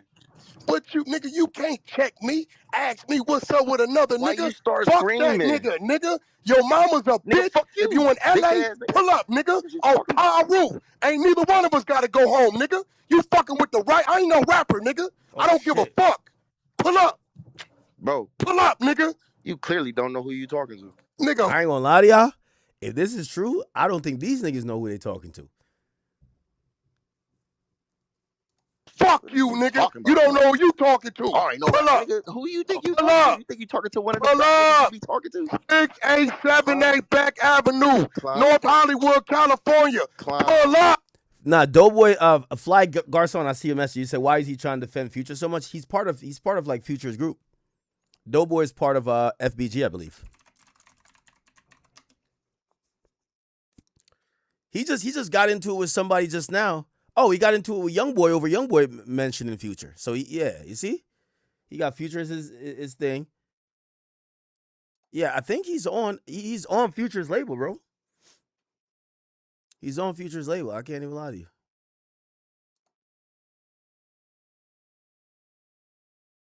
Yeah, that's why it says FBG president. That's Free Band Gang. So maybe like he's like one of the gangsters there. So like he probably take on the role of the enforcer, you know? All right, bro. Fuck wrong with you, nigga? Internet nigga. We real members out here, nigga. Oh shit. Internet nigga. Fuck? Okay, pull up. You on the internet with me right now, nigga? Bro, why you screaming and arguing though? Man, like, shut I your don't bitch do ass up. This Don't you ever in your life ask me about what's up with another nigga. You ain't that kind of nigga. I don't know you, nigga. You's a little nigga. You bitch ass nigga. Fuck you talk about what's up with Pluto. Fuck Pluto, nigga. That's what's up with Blood. Bitch ass nigga. Nigga, don't ask me no questions, nigga. You ain't got the right rank of respect to question me, nigga. Who don't got what? You better You don't, nigga. About me. You know you don't. You don't got the right rank of respect. You signed to a nigga. I sign niggas. You signed to a nigga. Nigga. I got more money than you. You a motherfucking fool.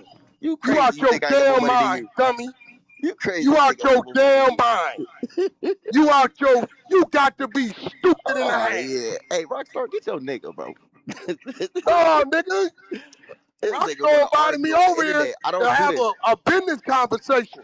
You want to ask me what's up with a nigga? Why you arguing on it? Why you trying to argue? Nigga, you went there. Don't flip it now. Everybody heard you went there, nigga. Look. Fuck your mama. Pull up, nigga. Look at that, bitch. You's a bitch. You's a bitch. Your mama's a bitch. Your kids is a bitch. Pluto's a bitch. Pull up, bitch. Stop talking, nigga. What the fuck? You pull up, but where you at? Oh my God. Where you at? I'm about to hit your phone. Where you at? Where you at? What hotel you? Where you at, homie? Pussy ass. It ain't nothing, my nigga. Let's see who money work. Where you at? Bro. Boy, you in the wrong backyard to be playing with me. Look. It's 300. Look. Shut your bitch ass up. Where you at? Police ass nigga. Where you at? I told you I'm at. So fuck it, we come to where you at. You not even there. Nigga on Paru, I'm here. On the dead homies, nigga. Oh shit. Pull up. You got the police with you? Got me? No, nigga. I ain't none of that over there. Ain't nothing but members over there. That's all that's over there. It's 300 people in this room. Why are you trying to argue in front of them? Man, fuck all that. Pull up, bitch. Well, this nigga's a bitch. I'm ready to crash out. I ain't tripping. Oh shit. Nah, this is prime whack 100 right here. I can't lie.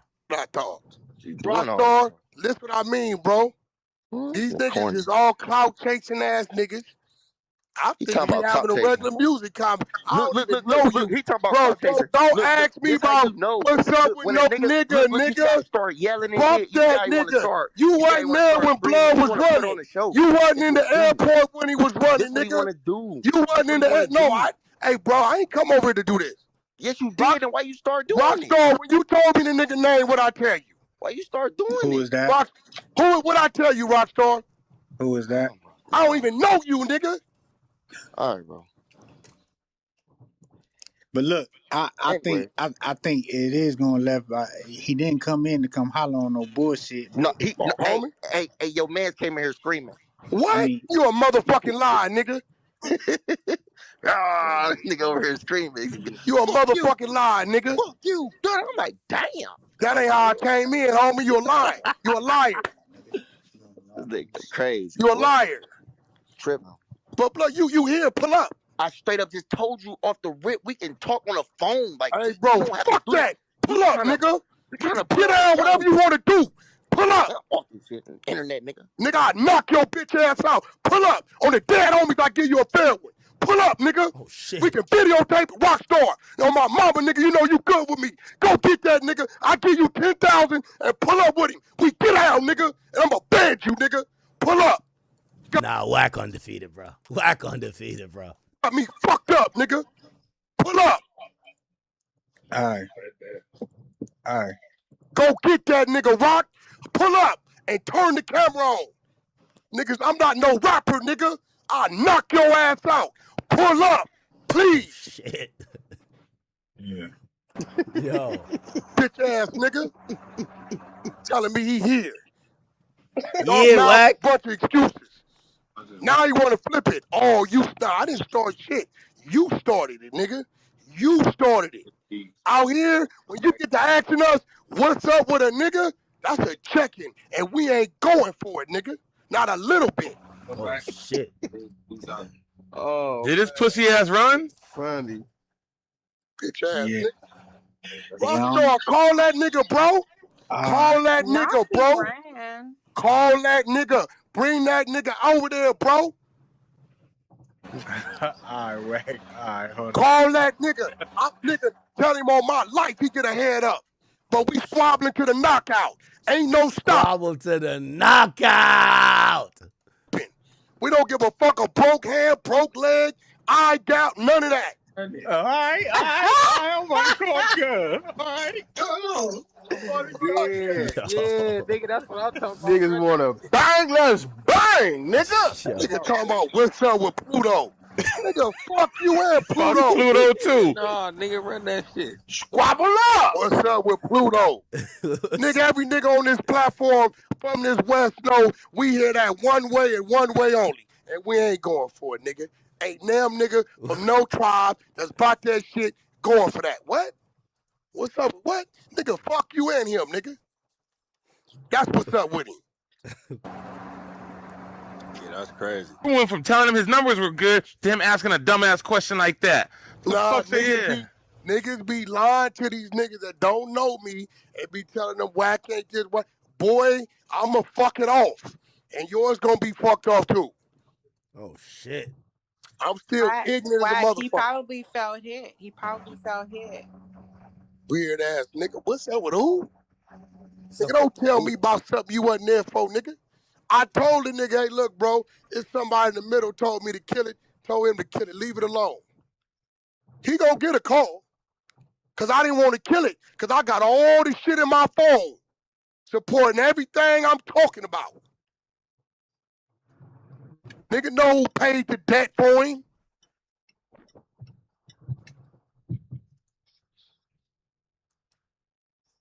That's jokes.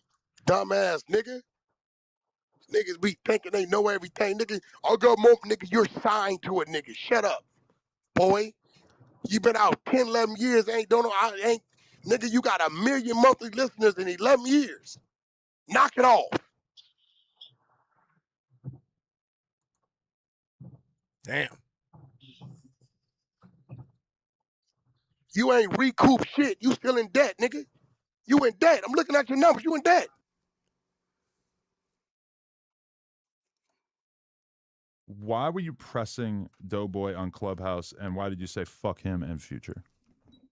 That was the highlight clip. Well, see, that's what I'm saying. Once again, like, my response is always all they see and all they hear. Uh-huh. So this all goes back to Future and you allegedly getting into an altercation at LAX. What was it? Yeah, you know, I got content I could have showed. I just let it go. But Rockstar from Hip Hop Trends calls me. I'm at home. Bro, what up? Hey, man, Doughboy is coming to my room. You know, he's a rapper. You know, I want you to come in and, like, you know, build with him. Right. My first response is, who is that? Uh-huh. I didn't know who he was. Respectfully. Right. He like, he one of Future's artists. That's all right, cool. So when I come in the room, they talking about songs. I guess he had a project coming out. I chimed in. I asked him, you know, hey, you know, what's your stage name? I go to Spotify and look him up. I said, oh, man, you got some pretty strong numbers. You know what I mean? So I'm listening to one of the songs, and he's like, hey, man, let me ask you a question. I'm thinking we building on some music. Mm-hmm. Yo, what's up with you and Pluto? I'm like, me and who? Right. Because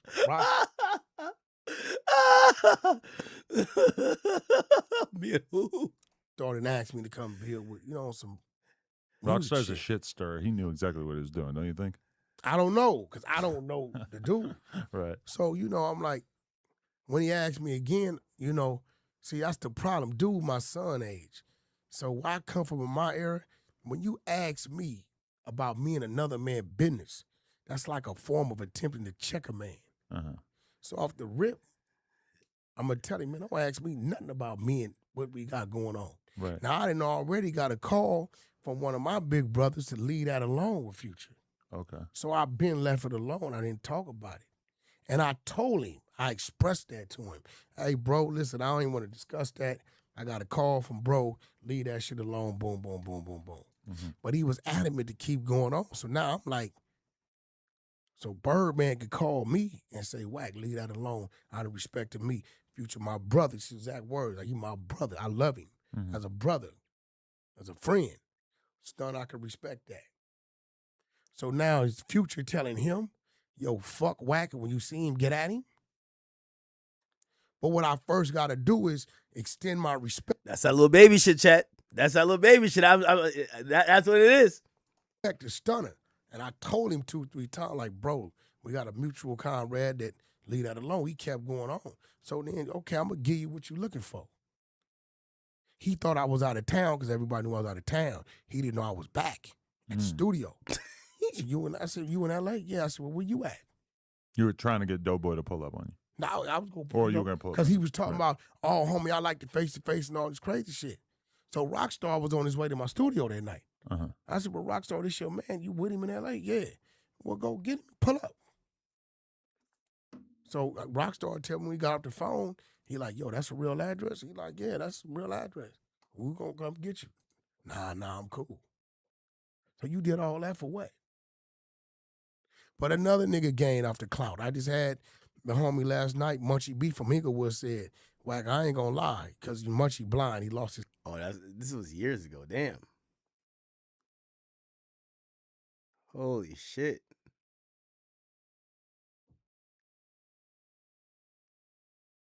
So look like Wack did tell the truth. Look like Wack did tell the truth.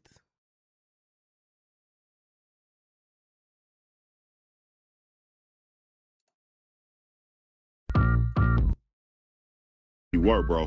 I had to find out who you was. Bam. What I'm saying to you is, when you were having that conversation with him, when he said and he told you who he was, y'all start going back and forth about locations or whatever. But you said, out of respect for Thunder. This little dude I just met on Clubhouse, nigga, you wasn't around. You don't know what you talking about. He's telling me if I would have been, but you wasn't there. And if you would have been there, it wouldn't have stopped the train anyway. Nigga, you talking about whacking Big U, nigga. Mid 2025, 2015 or something. Nigga, you talking about the powerhouses of the city. You wouldn't have did a thing, but got right up. No, I'm first and foremost. I'm not gonna even speak on what I was. We in LAX because I wasn't there. Let me explain something to you about LAX. You know how many of y'all little brothers and little nephews and just the homies, whatever, is walking around there with just walking around there because that's where they work. You know, whenever I walk through LAX, I get at least 15, 20 people. Big Wack, what's up, homie? I'm out of Inglewood. Big Wack, what's up, homie? I'm out to roll the 100s. Big Wack, what's up, homie? I'm out of Long Beach. Do you understand the politics at that time? If Wack and Big U get to whooping on some niggas, what's going to happen with everybody around us? Nothing's going to come against us, bro. It ain't going to happen. Not at that time. The table was too strong. The dynamics of it was too strong. The politics of it was too dangerous.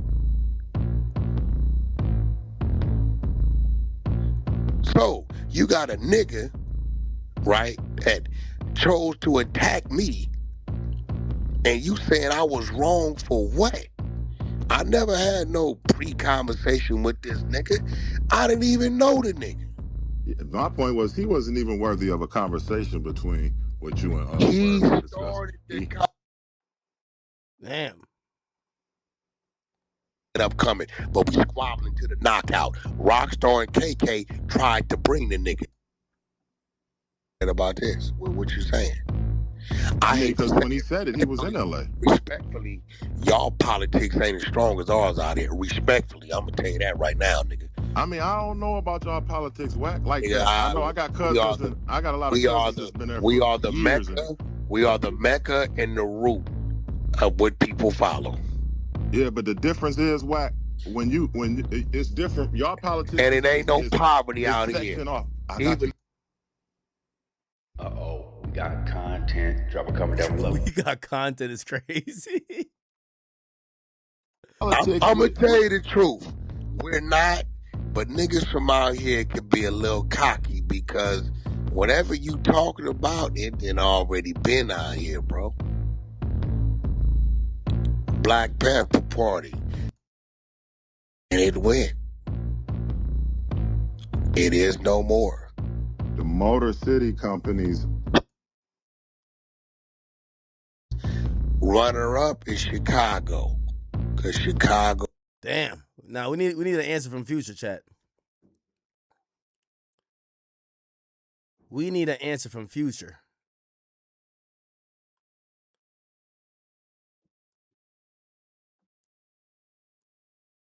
We need what's up with Pluto is crazy, chat. Oh man, what's up with Pluto is crazy. Nah, I learned something from Wack though, man. Cause I ain't gonna lie, I kind of agree with Wack response. No, not Dope Boy. Let's look up Wack 100 Future Airport. Can't believe it's in the indictment. Oh, didn't we call Wack?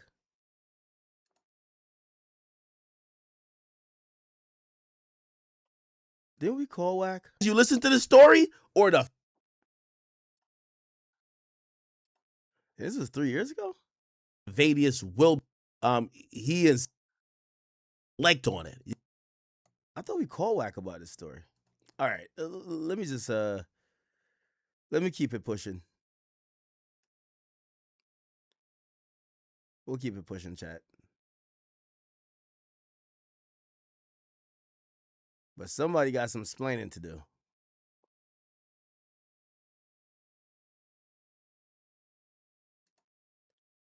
Get to the bag, TV. Ain't nothing, and I ain't said nothing. But if you want to come on here for nothing, I don't give a fuck. Who you think you start doing it? This look funny as hell. All right, man. Enough. I gotta stop. Okay, let's keep going with the overt acts. So they beat up Future. They chase Future. Like, Future's a whole victim. Like, did Future not have security or something? What the hell? Also, so for years, Henley extorted victim one, a music and club promoter who transitioned into a partnership with a unlicensed marijuana dispensary in LA. What the hell? For $25,000 a month in extortion fees until victim one started to ignore Henley's call. So victim one was getting extorted for $25K a month. Okay. When he was ignoring his call, when he was demanding extortion payments, Loose Cannon went up there and 9 other people under Big U's direction, and then they stole products, cash, multiple personal items that was in the dispensary. Shortly after the robbery, Henley invited victim one to his home, where Henley and the robbers were present. Many of the items the robbers took were on display. Damn, so they robbed the nigga, and then they invited the nigga over to the house, and they had the items behind him. On the 5th, Henley's home, the defendant at Henley's home with the robbers, he said to the dude, "This is how you rob yourself." So basically he was telling him, you could have just paid me that $25,000, but you didn't want to do it. So we had to go take your shit. Matter of fact, your shit right here. This is how you rob yourself. Wow.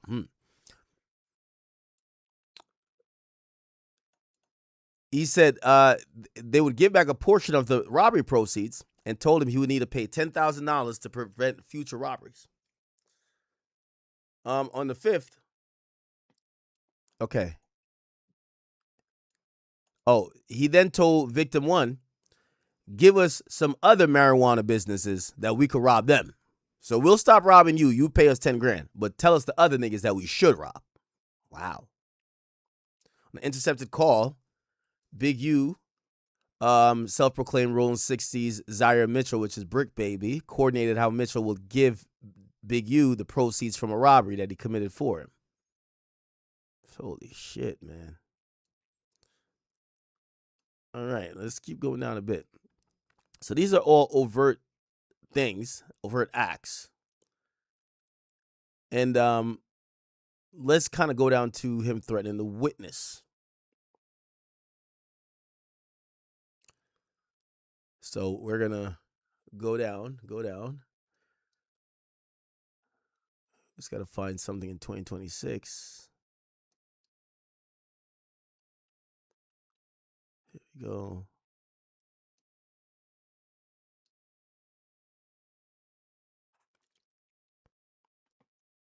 Wait, where is it?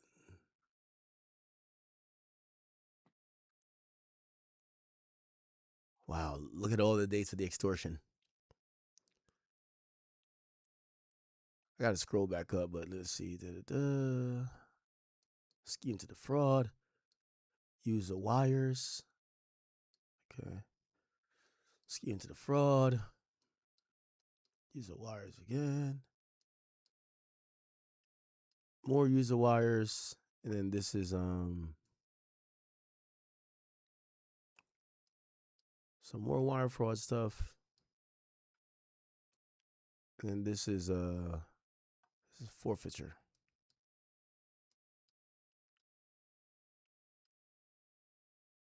I'm trying to see. Give me 1 second. I'm trying to see where they mention the witnesses.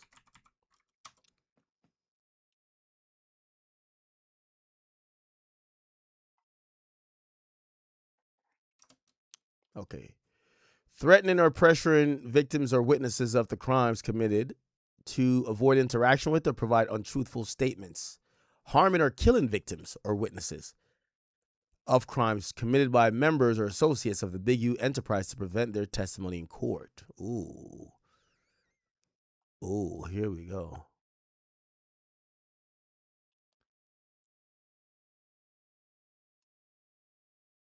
Yeah, hold on.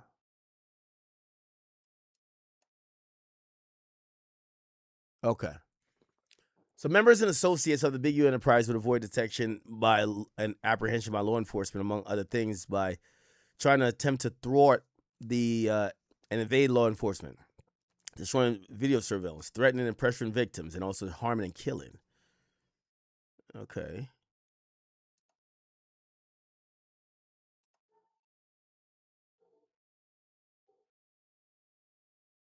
Okay. Big U enterprise and associates attempted to evade law enforcement and control and intimidate witnesses of the murder. Okay.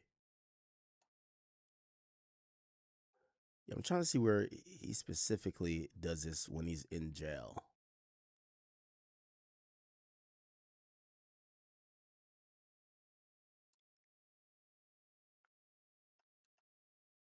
Oh, here we go.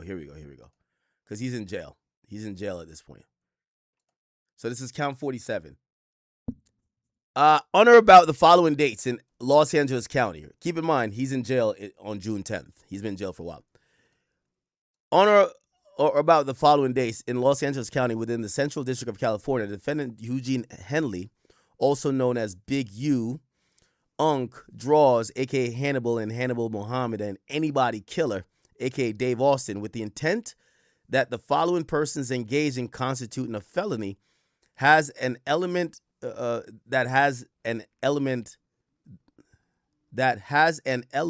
use Oh, Whack is calling me. Fuck. Whack. Tell me over there running my name on some weird shit. What's wrong with you, man? No, I'm not. That's why I said I wasn't gonna call you. Remo, I just called Remo all kind of bitch ass niggas. Nigga running my name. I said the crazy part about it is 90% of you motherfuckers wasn't even around back then to even know what you read. First of all, Future ain't never give us touch. I ain't never heard Future get his ass whooped in L.A. Let's cover that. He damn sure wasn't touched at the airport, and I made it clear that Big U stayed behind when I had the conversation with him, so he never touched him. Then he's talking about days later in L.A. Well, we all took a red eye to fucking Atlanta that night. Big U stayed in Atlanta a week. I came back the same day. Same day I landed, I came back. So there's no way days later Future got his ass whooped in L.A. and Big U stayed in motherfucking Atlanta for a week. I think are they talking about that party where they in the 60s pulled up? I mean, now you got to remember, I've always said this because it was on the internet. Remember when the dumb bozo was telling me nothing was going on? It was a party in Hollywood. Yeah. It was a party in Hollywood. Was it BT weekend? Was it BT Award weekend? I don't know. They took off on dude security and shit. That's you can find that on Google, but yeah, and he went to the hospital. It ain't adding up because for one, dude wasn't attacked in no airport. 2, wasn't no homeboys there. 3, it was a conversation. 4, we all got on the red eye going to Atlanta. I came back. I landed that day, 6 in the morning, whatever time, and I came back that day. Big U stayed a week. Future stayed in Atlanta as well, so ain't no days later he got his ass whooped in LAX because the nigga wasn't in LA. And he never was touched. So I'm looking at the initials, but they shit ain't adding up. I mean, it ain't a charge, it's just an overt act anyway. Yeah, it's an overt act. It ain't a charge, but the only thing that was kind of sus is that like they're alluding to the story you told about Future and I'm always telling the story. For one, it wasn't no extortion. It was a real deal. That was a real debt, and it really got paid. And Future ain't even the one that paid it. I've always said that. Future didn't pay that debt. Like, he got paid the next day, and only got paid because it was a. If you owe a motherfucker, I've been on the nigga all week. Owe me $10,000 this week. I've been on his ass all week. Nigga, I really gave you $20,000. You only sent back 10, and I need my other 10, motherfucker. I really gave you that. They go to motherfucking wire document to where you owe. So I don't know what people don't understand. If a motherfucker owes some money, you see a motherfucker, you gonna holler at a motherfucker. But motherfucker saying he was assaulted and all that, like, where you get that's all cap. And that's where the thin line, because I agree with you in this sense, and I'm wondering how they're trying to like lump everything into extortion. Like, I'm telling you what's going on. If I owe you $100 and I come to you and I say, yo, you gonna pay my $100, even if we have a heated discussion, am I extorting you or I'm asking you for payment for something you owe? Like the money that you've never stated that money was anything other than a debt he owed. It wasn't on some, that's a check-in fee or that's hey, bro, I ain't never participated in no check-in fees with nobody. I don't believe in that shit. But and another thing you gotta understand is Big U co-defendants, if y'all don't know what y'all read. Okay. Like if you read in 2023, Vay, who's 60 years old out of Northridge, right, says that he was holding one of Big U guns when they went and threatened the dispensary owner, right? Pay attention. Vay is in the RICO. He's one of the dudes that's free. This story about Future, this ain't coming from Future. This is coming from one of his homeboys on the RICO telling the story of what he thinks has happened, and it's between 2 of them. It's either between Hop or Bear Claw, right? Why do you think the feds put this in that? Because it wasn't in the other indictment. It's just an overt answer. Because nigga, his codees is talking. Now they wasn't even there. Okay. This would lead me to believe it's one of his codees told that story because the story's off. You know how niggas would go back and add shit? You know, we called a nigga, we put hands on him and all this old shit. Because reading that, it don't make sense. because the nigga was never touched. And days later, he wasn't in LAX. The nigga was in Atlanta. Big U wasn't even in LA. He was in Atlanta. So that's why when I'm reading, I'm like, either this is another incident or one of his codees is just telling these people something to tell them something. Because it don't make sense. He never was. Future, I've never known Future for getting his ass whooped in LA. Hey, the only thing I'm wondering why, and listen, I'm not trying to set you up with a question, but they put, and I don't know if they're referring to you or I get it. Maybe with a Future, not Future. I mean, Big U's homeboy is saying some shit to the feds, but they were like, they said Big U and a co-conspirator, and from the story we hear, we're wondering if that's aimed at you. Hey, bro, I done told many stories of niggas that didn't have to pay a debt. I watched motherfucking, I remember Dallas Austin, he got choked out in the club, 2 in the morning, $300,000 debt. That nigga is a fact. Like, I didn't see it. You know what I'm saying? They paid the debt. Wait, he owed somebody $300,000? He owed that nigga. Hell yeah, he owed the nigga. He owed the nigga the money for real. You know what I'm like, bro, you owe me $300. They work it out. I think he might have paid him $150. You know what I'm saying? And did something for him. You know, hey, if a nigga owe a debt, he owe a debt. There's a whole lot of niggas I didn't watch get approached about a motherfucking debt. And I don't mind talking about debts. You'll never catch me talking about. Wait, just to clear it up. Robbed. Hold on, just to clear it up. It's not you or your people that choked him out, though. What you mean, my people? No, I wasn't even there. Okay, I just got the call. Yeah, no, because I think people heard that, like, oh, you. I got the call at 2 o'clock in the morning asking me if they could put the phone on speaker to talk the nigga down. Oh, shit. So I said, you can put it on speaker, but what's happening? Man, nigga owe me $300. Which, do he owe me $300? Yeah, whack on him. Okay, well, shit. Why y'all calling me? Fuck is I got to do with it? Whack me, he gonna pay him. Woo. Okay, you gonna pay the nigga? Yeah, okay, then pay the nigga. What y'all calling me? Why, we just don't want no problem in the club because you tell him to kick back. Nigga, he in front of you. You owe him. I don't make a dime off this shit. I done seen this shit. Hey, bro, I done seen niggas, a lot of niggas. I done seen niggas get snatched out their cars. Because niggas, you know, niggas driving niggas' cars around this motherfucker ain't paid the note 3 months. I done seen a whole lot of niggas be held accountable for their debt. But I don't believe he can catch a charge about a debt. Now, an assault or that shit that's in there, I don't know nothing about that. You've never heard me nowhere say, Future got his ass whooped. Find it. Yeah. Find it. You've never heard me reference Future got his ass whooped. He got touched, choked out, kicked in the ass, spit on. None of that. None of those things ever happened. Oh, did you read this new superseding indictment? I wonder if anything gives you. We read it. Listen, we knew about the witness tampering a month ago. Really? Yeah, because I also seen that. It says that he was knowingly attempted to intimidate, threaten, and corrupt the process, and they're saying that he threatened to kill. Yeah, they talking about Monster, the dude. The one he was extorting. Oh. So it's supposed to be 2 Bloods. I believe Monster set the nigga up, personally. And the 2 Bloods for a time cut. 2 Bloods, Big U supposed to got with 2 Bloods who said they can get the Monster. Monster's in the hole.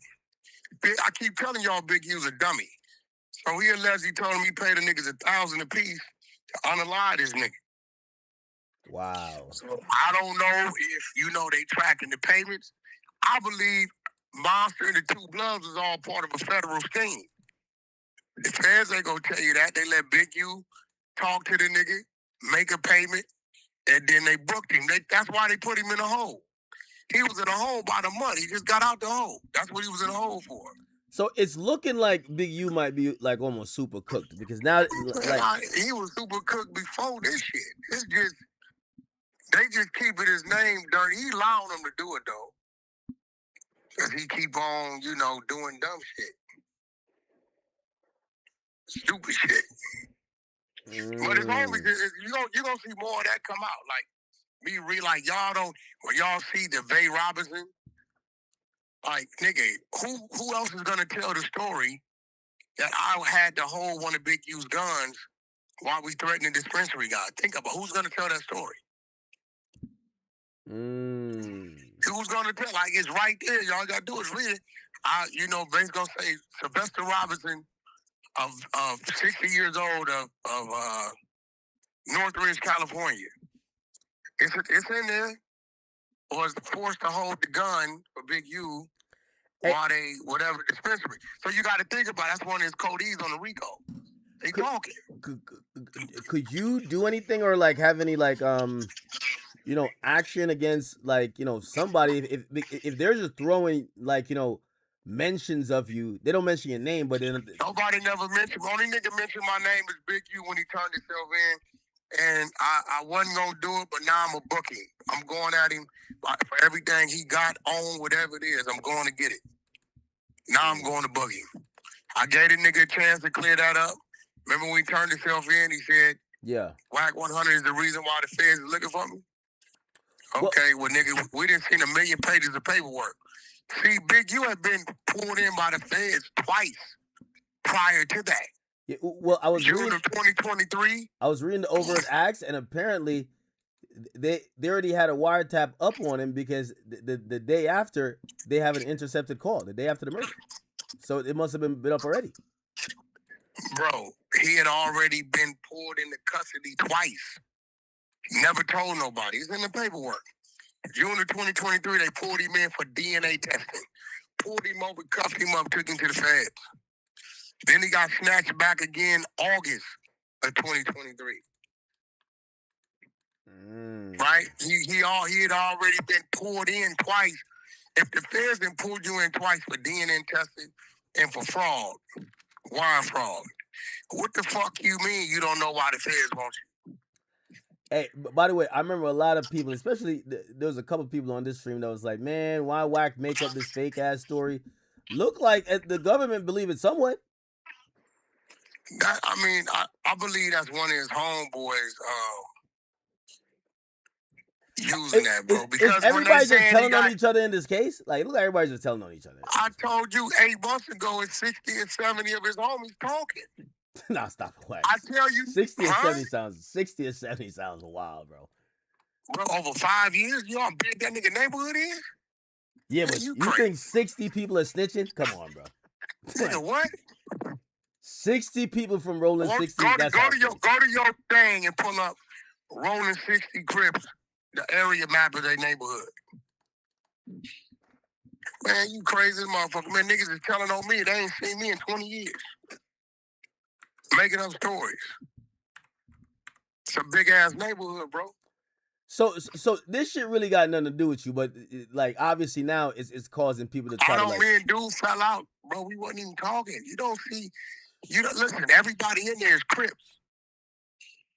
I don't know what y'all don't understand. Big U is only gonna deal with people we can control on that type of shit. Nigga, you ain't gonna have no bloods around, and you hit a lick or whatever, and you ain't gonna give them their cut. Nigga, your ass gonna die. But he can do that with his homies because it's his neighborhood. Think about it. Everybody in that paperwork is Crips. He only dealt, it looked like, with the illegal shit with the people he can control. That's what it looked like to me. Everybody in this paperwork is, every last one of them niggas is Crips. Nigga, you ain't finna tell no blood or no Paru. We just did a lick. Let me take this, like Loose Cannon said, and get nigga gonna be like, nigga, you got me fucked up. He know that though. You can't do that with he did that with his own tribe. Like all this shit I be reading, I ain't never seen that dude. Dogface is in the chat. He said Whack is not telling the truth. He said Dogface is a rat. We got Dogface paperwork. He's what? A rat. Yeah, he's a rat. Hey, look, act respectfully. I don't even, What? I send it to you if you want it. He's a rat. We got his paperwork, so man, he may want to kick back. Tell that nigga go to that little house. Nigga, like I was right, my game room is bigger than this. We found his whole house. That nigga live in Dallas, Georgia. You ever heard of Dallas, Georgia? Population 15,000. We found everything on this nigga. This big old head. No, you live in Detroit. No, that nigga lives in Dallas, Georgia, nigga. Population 15,000 to 2,500 square foot house. Nigga, that's a fact. Are you serious? The fact. His whole backyard, we had a backyard war last week. I don't know why they want to play with me. Everything that was in his backyard, a little beat up little fireplace, everything right here. We got the whole shit. Everything. It's a fact. He's in Dallas, Georgia. Oh, man. No, this is crazy. Yeah, but, you know, that's another nigga right here wasn't never around. Come on, bro, you only know him from my name. That nigga wasn't around. A lot of these niggas wasn't around. Well, he older than me. He wasn't around. I see a lot of people like they're kind of running this because that's what I see it off either Remo Page or Trap Lil Ross. Everybody's running it like you pretty much you are now involved in this and like you might get charged. Big U didn't even get charged. It's an overt act. Oh yeah. It's not a charge. It's stupid. I did explain to them what's the difference on that. Yeah, it's not. He didn't even get charged. I'm telling you, one of his homeboys told that story because Future was never touched. And I'm telling you, we all was on the red eye Atlanta that night. None of us missed our flight. No. They didn't say y'all touched him. They said at the club, niggas tried to jump him and the bodyguard got beat up. I never been in a club with Future. Oh no. Like we all know. No, they didn't say you were in the club. Security got rushed. They all know his security got rushed at a club in L.A. They said that was the Rolling 60s. That was before LAX. So the paperwork is saying a few days later, he got his ass whooped. That nigga wasn't even in LA a few days later. He was in Atlanta. We all flew to Atlanta that night.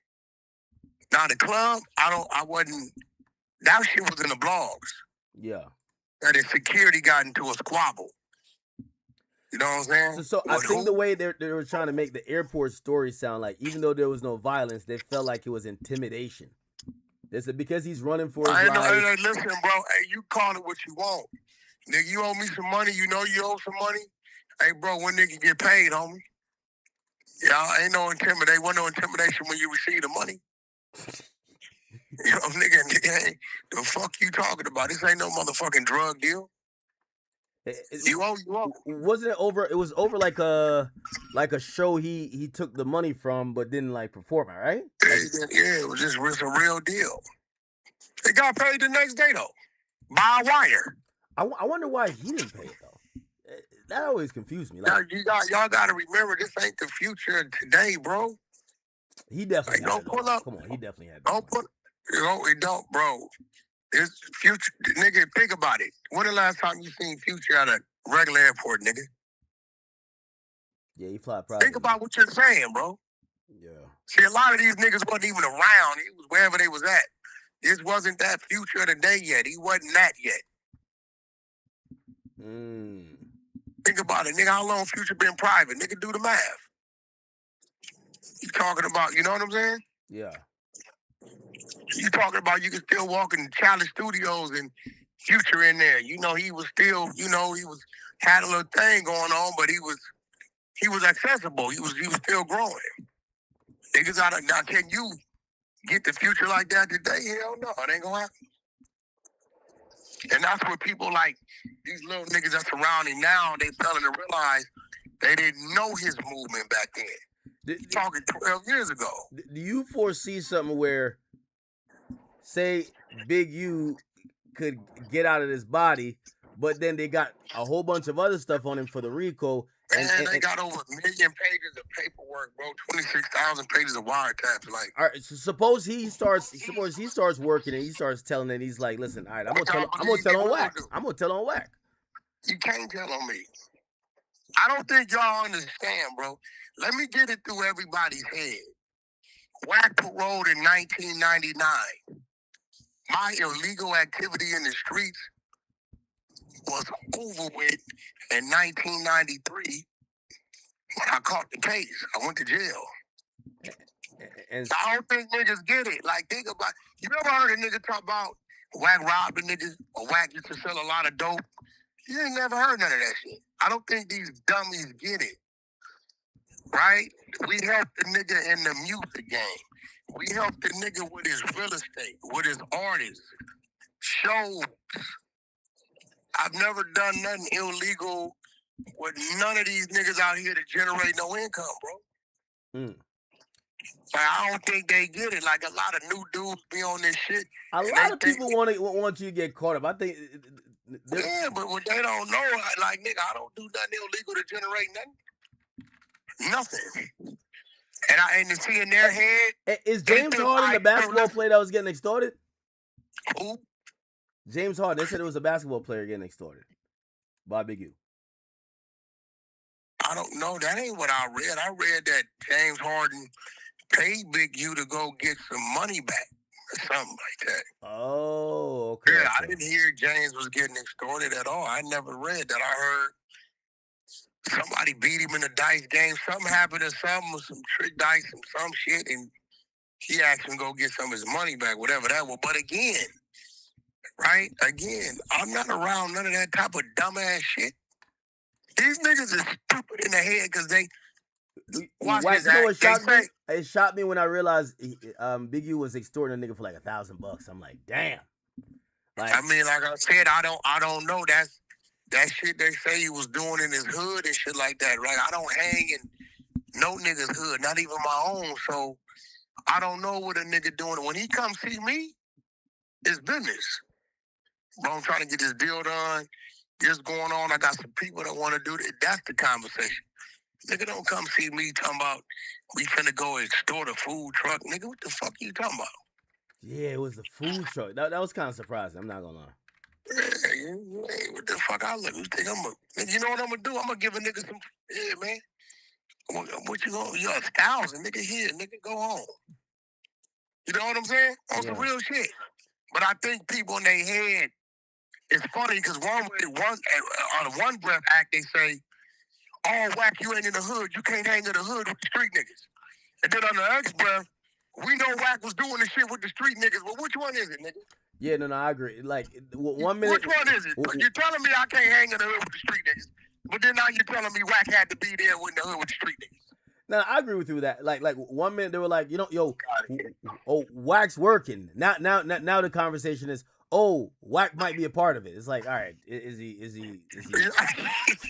Now I understand that you can't win. You can't win. I'll be honest. That Rico started in 2021. Me and Big U was beefing. We wasn't friends. Yeah. We wasn't friends. We was beefing. I think people want to see you go down, man. A lot of these niggas wasn't around to know shit. They didn't use my name to get to the internet. Now they act like you wasn't around, nigga. Nobody knew you. So if I'm beefing with a nigga, how am I committing crimes with him if I'm beefing with him? I can commit a crime against him, but if you beefing with a nigga, how you commit a crime with him? How does that math? I think they're trying to say you got to go back to like 2014 when maybe I used to run together. Yeah, no, you ain't never heard about me running with no nigga. But my artist on a tour. You can't put me running with no nigga, bro. Not even a day. Who you put me running with? I go do my business and I'm out. I don't run with no nigga, bro. Yeah, the only thing they could charge you with right now is doing that DIY in the backyard, man. We know that. Fuck is these niggas talking about running with? Nigga, I don't run with no nigga. What the fuck? These niggas not understand, like, nigga, like, yo, act. Let me let you in on a little secret. You know what kept me out the streets? Let me see if you pay attention to when I talk. What kept me out the streets? R&B? No, R&B come in my life 4.5 years ago. What kept me out the streets? Nigga. Just snitching. I had trucks. Yeah. Motherfucker, I did 3-4. Listen, do you not understand that I was managing, running a label, and driving one of my old personal trucks I still have today? Every month? See, these dumb fuckers is dumb. I didn't park my truck until 2018 because I had to, because Birdman wanted me to run the Cash Money West. So only way I had to. I didn't want to. I hated it, but you got to do the math. So from 1999 to 2018, there's no way you hanging in the streets every day, but yet you running 3,000-4,000 miles a week. How do you do that? Yeah. See, these motherfuckers are stupid. They ain't been around. Everybody will tell you. Ray J will come on here and tell you, nigga, the big homie be in his truck, pull up, pay me his deposit. Next thing I know, he in Ohio, but he take the flight down to Houston, handle the business. He leave the next morning, go back to his truck, keep moving. So do you think one of them rolling 60s niggas might just be in there trying to just lie on your ass then? No, they can't lie on me because I never hung with none of them. Only ones I was allowed to come around me was his kids. And really, that was just Huey. Rest in peace. The person who gave them this story? I don't hang with niggas' homeboys, bro. I don't do that because I don't know. I'm not saying you hung with them. I'm saying, like, based on what the feds wrote in here, look like, I agree with you. One of the homeboys said some. You fly all the time. What happens at TSA, Act? Yeah. Well, they check. What happens when you come to TSA? What do you have to give them? They used to have you identification, right? Identification, take your shoes off. So if a motherfucker saying they was there, what they got to show? Because we was in the airport. Yeah. See, this is a dummy is not going to think about these things. So wasn't nobody there. Wasn't no homies there. Do you think that they're going off you telling the story? Because I don't think no one else. I've never heard no one else. I don't think they can do that because my story never said Future got assaulted, bro. No, they never said Future got assaulted. They say he just got chased and intimidated. I mean, I don't think he was intimidated. I just think the nigga didn't have the money. Somebody else paid the debt for him. That's all it was. I don't think he was intimidated. Personally. Now, you know, if it's like 4, 5 niggas, a bunch of niggas, then at that point, but nigga, when one man is hollering at you, that's a conversation. If I didn't want to talk to him, I would have been talking.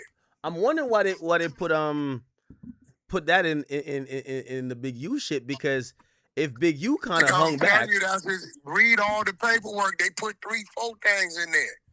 Yeah. Them is codees. Yeah, them is his codees. Because I'm thinking if Big U kind of hung back, why are they acting like Big U? I've always said that. I think Flacco let a piece go. I've always said that. Big U, stay back. I've always said that. That's always been the story. So it sounds like the feds got their info wrong from like one of his homies snitching. One of his homies went in is telling the story that, man, you know, you got 10 niggas in the circle. By the time that story get around, you know what I'm saying? Yeah. Ain't no telling what it's gonna be, but the fact of the matter is, dude never was assaulted, and Big U never did nothing to the nigga. Not around me. So basically, this shit doesn't make you nervous and nothing like that, right? No, not at all. Because I mean, listen, you would have to have Future saying. Well, we've seen Gucci take the stand now. Like, I ain't gonna lie, Future from Atlanta, you never know. Gucci had Dracos pulled out on him, bro. Nigga, they took Jerry, they robbed him. Shit. Fuck you, man. Did nobody take nothing out of Future pockets? His watch or Jerry? 2 totally different situations. Shit. Conversation. He put a nigga on the phone. Nigga on the phone say, whack, everything good? Cool, love. That was it. I got on the plane. Keyword, everybody got on the plane. Yes. Oh, so like no authorities was called at all? Not at all. There wasn't a reason to call authorities. It was a conversation. What you calling authorities for? For what? We all got on the same plane, nigga. Delta Red Eye, LAX to Atlanta. It was nothing else to talk about. Bro, nigga know about what's old. I'm a wired in the morning. Love, cool, that's it. Nothing to talk about. Do you think that the Clubhouse audio, if you explain it, do you think they would possibly use that in court, or you don't think so? What you gonna use in court? Did you hear it? Yeah, we just listened to it. Did he say he got his ass whooped? Nah. Did he say he got robbed? Did he say he hit? Nah, it just say I chased him. Not y'all, because Big U already said, you ain't gonna find in that recording Big U running at nobody. You can't run at nobody. I try to behind the nigga. Like, bro, you know why a nigga wanna have a conversation. Fuck you doing? You know what I'm saying? On some real shit. Like, my nigga, what you doing? Like, it ain't that type of party. So suppose they when they gonna get his bag? They might go to Ciara and get a statement. They can't, because she didn't see nothing. But she probably saw her Future take off like Noah Lyles. She also saw him come back. True. Unharmed, unscathed. You know what I'm saying? Like, the narrative they trying to run ain't gonna work. Because, nobody ever said Big U touched the nigga. Now, I don't know about this days later attack shit. Yeah. I don't know what that means. I don't know nothing about that. Yeah, that's on some other shit. Hey, Wack, did you see this other shit? They talking about Krishan Rock? This is all cap. Ain't no day, bro. Y'all full of shit. Stop saying names. Like I just told Adam that, like, bro, like, if you can't do that, bro. You can't lower your standards. You got some greasy nigga went on Instagram and said, yeah, today the police contacted me, and when I seen what division, I knew it was about dude. Here's what this dirty nigga say nobody know. Yet he ain't never came back saying the police questioned him. From that, you niggas is spinning. Come on, don't get caught up in that elementary shit, bro. Well, hold on, but that's where it come from. Flacco and Traplo, they're running it. Bro, that's some. Listen, it originated from some dirty nigga walking up on the camera saying, "Yo, I got a call, and I know it's about whatever the nigga name is. Yeah, Krishan better watch out." This is what he's saying. And everybody running with like that's supposed to mean something. What that mean, bro? What does that mean? Some dirty nigga. So if I say, yo, I got a call. Yeah. Oh, that's that Charlemagne shit. That's that Charlemagne shit. You getting phantom calls. You're like, all right, I get you. No, I can show Sierra today. I'm going to show you. I sent it to you. No. That's of course, you're going to do that. What I'm saying is. This nigga just said. You're saying this guy he made up a call. He got a call. Yeah, that's what I'm saying. That's the Charlemagne shit. All he said was he got a call. Nobody know this nigga. Yo, I got a call from the Baltimore, whatever, and I bet it's about this. That's what the nigga said. Everybody's running with it. Who is the nigga? Okay, did you go talk to the police? Did they cover you? Hold on. He just said that. You know what they're saying? They're saying TMZ is covering it though. But I will say TMZ never mentioned Krishan. They're not, because they know where it originated from. They're talking about old shit. Everybody know the bitch and the dude caught a murder together. That ain't nothing new. Wait, who? What? Yeah, the dude, the nigga that got killed. Everybody know them two caught a body together. That ain't nothing new. Wait, Ronnie caught a body with who? Him and Krishan caught a body together in L.A. All right, stop it, Wack. Bro, what the fuck you mean? Nigga, he went to jail for it. This ain't no fucking secret. Like, see, that's what I'm saying. Niggas don't be knowing what the fuck is going on, so when they saying shit, it's like... Wait, hey, Krishan and him, shit. Or you mean he caught a body? Nigga, they was together when the nigga got killed. They end up charging him. It's a fact. Oh, now, if you want to run the narrative, dude was threatening to tell the truth and just make up some shit, cool. But nigga, that sound a whole lot better than Krishan did this because some dirty nigga we don't know talking about the police called him. How we like? That's all. It's like the nigga went on Instagram, use Krishan's name because everybody's gonna pay attention.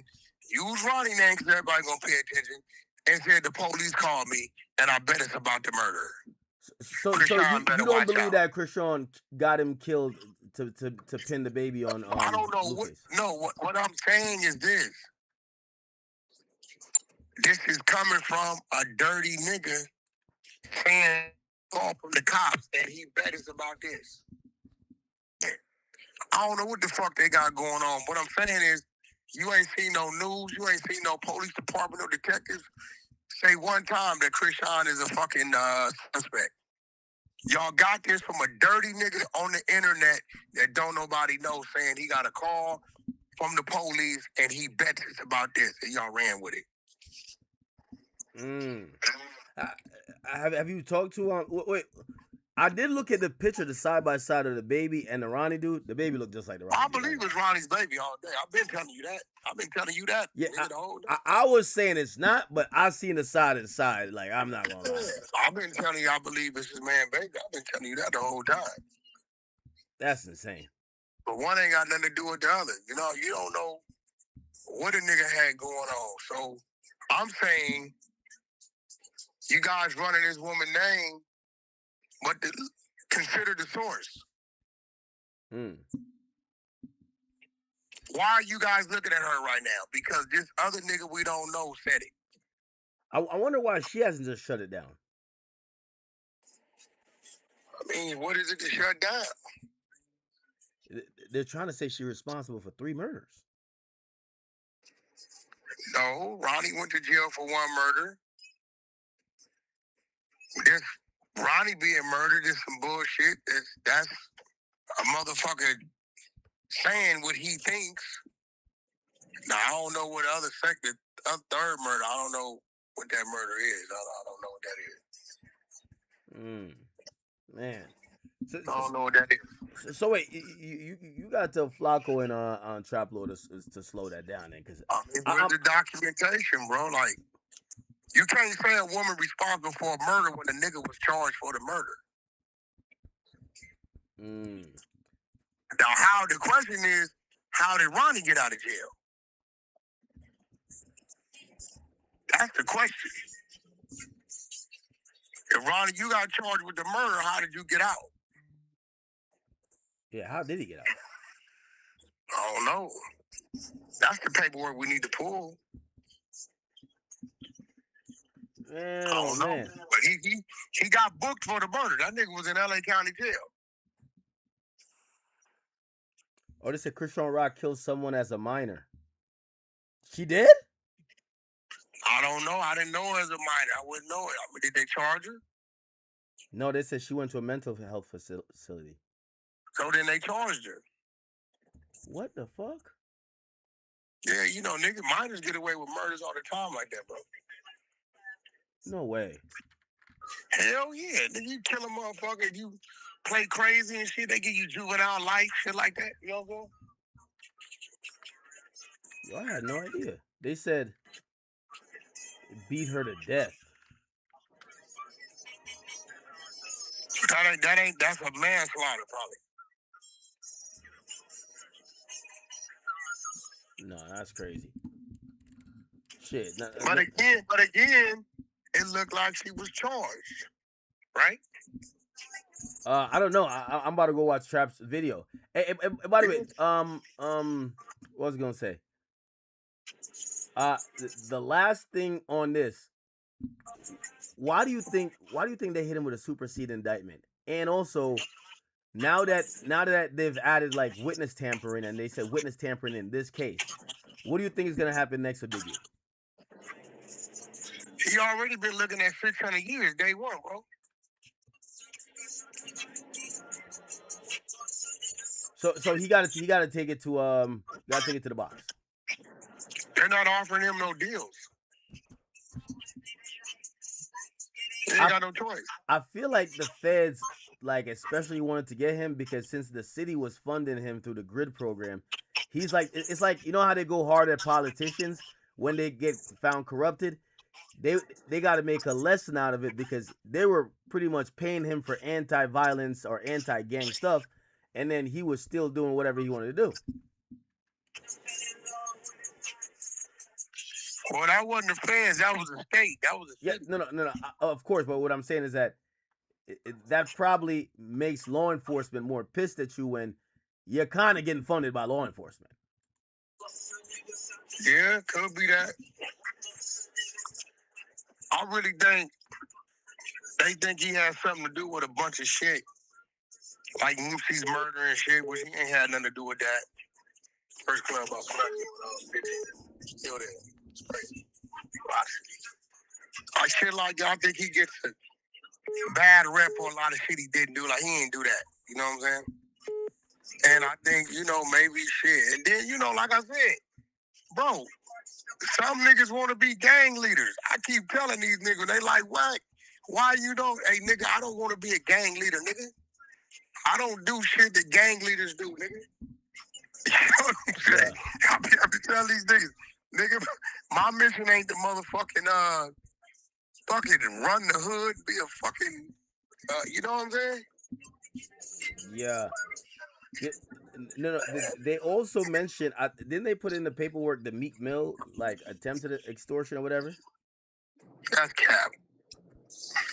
So it looks like the feds are not, they're not double checking. That's loose cannon story, bro. Like, Meek Mill and Rick Ross never seen loose cannon day in their life, bro. That's just loose cannon making up shit. Man, they've never even seen the dude. This trial gonna be one for the ages, man. I could tell.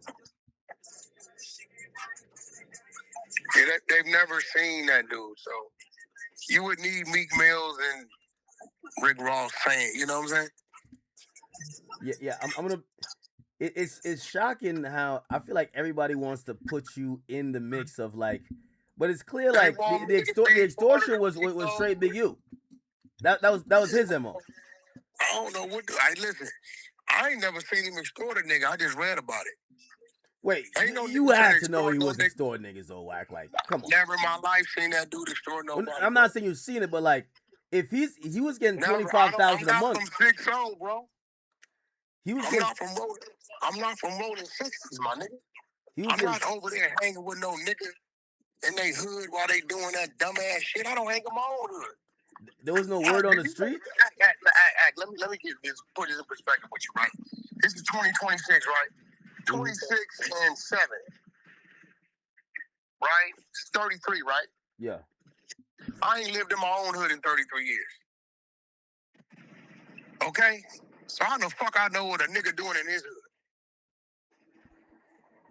You hear me? Yeah. I've been out 27 years, ain't lived in the hood.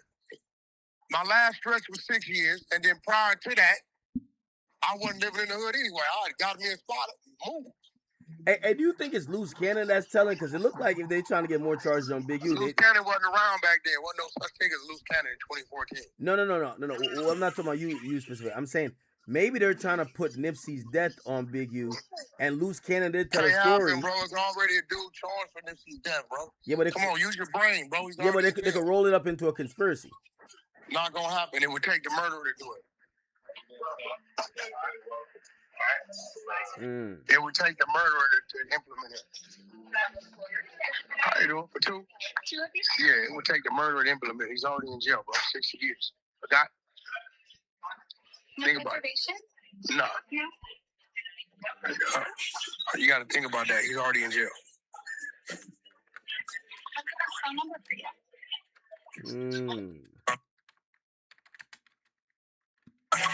I'm about to have dinner with my wife. I'll hit you up later. All right, baby. All right, man. All right. Hey, feds, I know y'all were tapped in. Thank y'all for listening. Whack 100 just cleared his name. Let's move on, okay?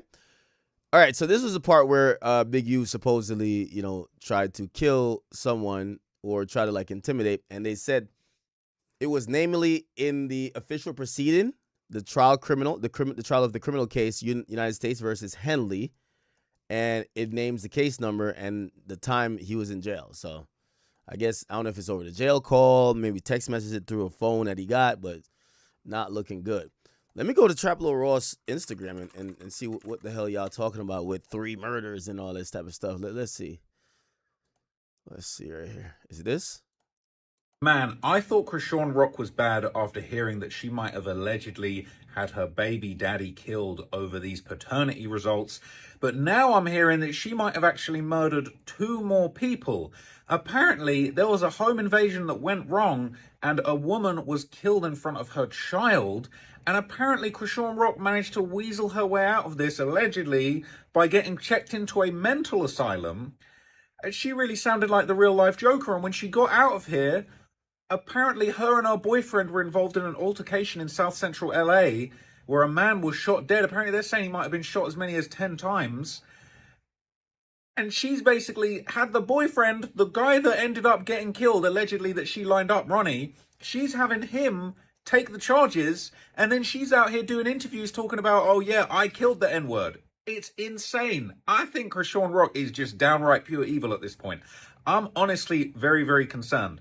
I'll show you. Yeah, I did see a clip where Krishan, like, it seems like it was a Freudian slip, where she's like, "Yeah, I killed him," and then she's like, "Oh, I mean, yeah, he died." Krishan Rock. Start doing Rockstar, you told me the nigga name. What I take? I killed.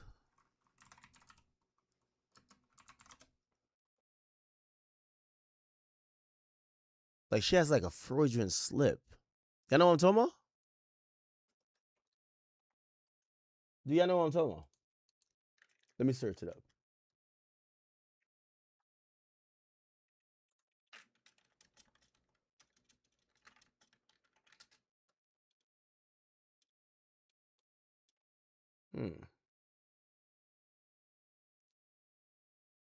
There's a clip where she like slips up. You know what I'm talking about?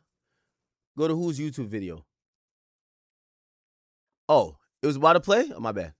Some of the clips, but I've just done like a full breakdown on my channel, Trap More Ross. I've done like a 40-minute plus breakdown of all the murders, all of the news reports on the murders that she was allegedly involved in, the mental asylum that she was apparently checked into where she avoided any accountability for this first alleged murder. And it's just insane. I cannot believe it. I actually am in shock. I can't believe this is real. Krishan Rock needs to be in jail, all right? That's what it seems like. Allegedly, in my opinion, all right? I think she needs to be in jail. This is insane. It's a lot. Get into it, yeah, it's good. Fuck it. Killed me last year at my student housing, bro, because my student housing was a Henry Traffic apartment building. Oh. So... Yeah. Yeah, so I'm trying to go to school. I'm trying to run track. And my student housing stopped us for real. So we still not off that story. So after I killed that nigga, oh, I didn't kill him. My ex-boyfriend did.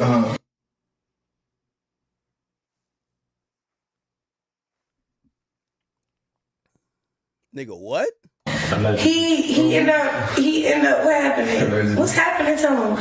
I don't know, he in jail for like 4 months. Then we go to court. It's like it's this one court case that really just ended the murder case. Boom. Because it's self-defense, bro. But they get a gun charge and they're like, all right, you gotta do half. And half was 8 and you already did 4. So they was like, yeah, you only got 4 left. So you only got. Yo, why people kept saying that Blueface ruined Krishan? Nigga, Krishan sound like she's a demon, nigga. Like, she sound like she's from the rack.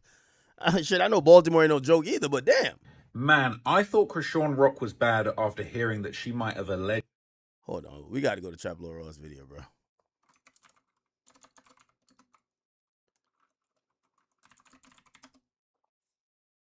This is insane. So Krishan Rock... It happened allegedly on February the 9th, 2017, when May Ann Atiliano Siasen was killed inside her home. This is the news reporting on that.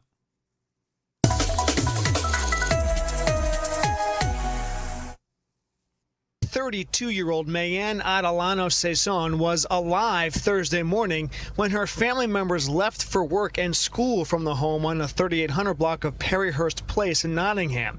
When her relatives returned at about 5 p.m., they called police. They were called out for a medical emergency, and when they arrived at the home, they found a woman who was on the floor inside the house. She had some sort of trauma to the upper portion of her body. Saison was dead at the scene. Police don't know how long she was dead, but in the home with her body was a little girl. They don't believe that the 4-year-old was a witness to the event, but the 4-year-old they do believe was in the house at the time. The 4-year-old is the daughter of the decedent. Police say Saison is the mother of multiple children who were part of the group of relatives who discovered her body upon their return to the home.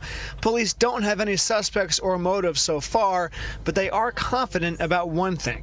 We don't believe that there is a random killer out there. We do believe that in one way or another, this woman was an intended victim. Police officials say detectives are waiting for the autopsy results before finalizing what the manner of death was. We're live in Towson. George Lettuce, WBAL, TV 11 News. So, excuse me, mind the academics there. So what's crazy about this? One, they've got the comments turned off, so that's always a bit suspicious. But basically, they turn it off for most cases. I'm not gonna lie. For most like sensitive stuff like that, they'll turn it off. A lot of information now going around, and I informed you of this in a previous video, okay, that basically r/exposing Krishan Rock was kind of, you know, going crazy right now with a lot of alleged activity exposing Krishan. And there would be a few posts about this murder that tried to connect her to it. Somebody said, has anyone looked into the case of Mayan Ataliana Siasan? Could be a stretch, but it's a cold case in Maryland, and I read somewhere allegedly a suspect was underage and they weren't able to do anything because she was put into a mental facility. They said, and of course, when I'm trying to find that now, I can't, but here it is. Someone said, I was trying to find the woman's name on the old Reddit. Unfortunately, it was deleted, but yeah, I heard a lot of things behind it being Krishan. So this was an article. It said Siasan was killed from trauma to the upper body. Police believe the killing. They don't believe the killing was random. She'd been found by the family returning home. Back in 2017, a spokesperson for the police said, we actually need help from the public to give us any information they may have, anything they may have seen, anything they may have heard. Someone said, I remember reading on here that it was a botched burglary and she beat the woman to death. Her godfather got her into an expensive mental hospital. That's why she didn't finish high school. I don't know if any of it's true, but I do vividly remember reading that on here. Plus the man in LA, plus Ronnie. This is all alleged, of course. They're saying, yep, rumor is Shepard Pratt. They're saying that's the one good memory. This is all alleged, right? People saying I got chills when I saw that. What was the original comment? We don't know. As of 3 days ago, the crime is still unsolved. Very, very bizarre. Very strange, okay? So there's another post going around on the Krishan Rock subreddit about this incident. It says, this is where she supposedly was at after killing a woman. Now, I may be wrong about the story, but this is the place, the Shepard Pratt Townsend campus. And I guess this is like a mental health facility, mental health service, where she apparently, this is, I'm not going to lie, this is like some Arkham Asylum shit. I didn't know that she was really on this type of stuff like this, but this is terrifying. It says they should have kept her fucking ass in there. Demon, supposedly she escaped the place and made an appearance to audition live in Blue's house, and that's how it all started. What? Brother, she needs to be stopped. I would like to know more, though, because I read somewhere in this sub, and it didn't go into much detail. It says, of course she did. Demonic little girl was always slithering out of something somehow. That's something I'm interested in because I believe that shit. She was probably like 18. I don't got to be in here. And boom. And her and Ronnie took off to LA. So I hate how they seal violent crimes for juveniles when they stay in juvenile court. You can have a murderer right beside you that did time and never know it. At 17-year-olds, you know that robbing and killing someone is wrong. Had she gone to actual prison, Ronnie would be alive and Junior wouldn't exist. Junior's crazy. The gist shortly after people, if they. I want to get time seeing the devil, dealing with the devil. She was never tried. Double jeopardy doesn't apply. She could absolutely be charged, tried, and convicted. That's insane. That is insane. Oh, I can't believe it. So look, before his death, okay, Ronnie Doe actually talked about this July 2019 incident while he was in Los Angeles with Krishan Rock and his friend Draco. So this is what you had to say about it back then. Me, Krishan, and one of my buddies from my neighborhood, we were all moving out to LA. Were you pursuing music as well? Mm-hmm. Okay. Is that where she gets the rock star themed music from?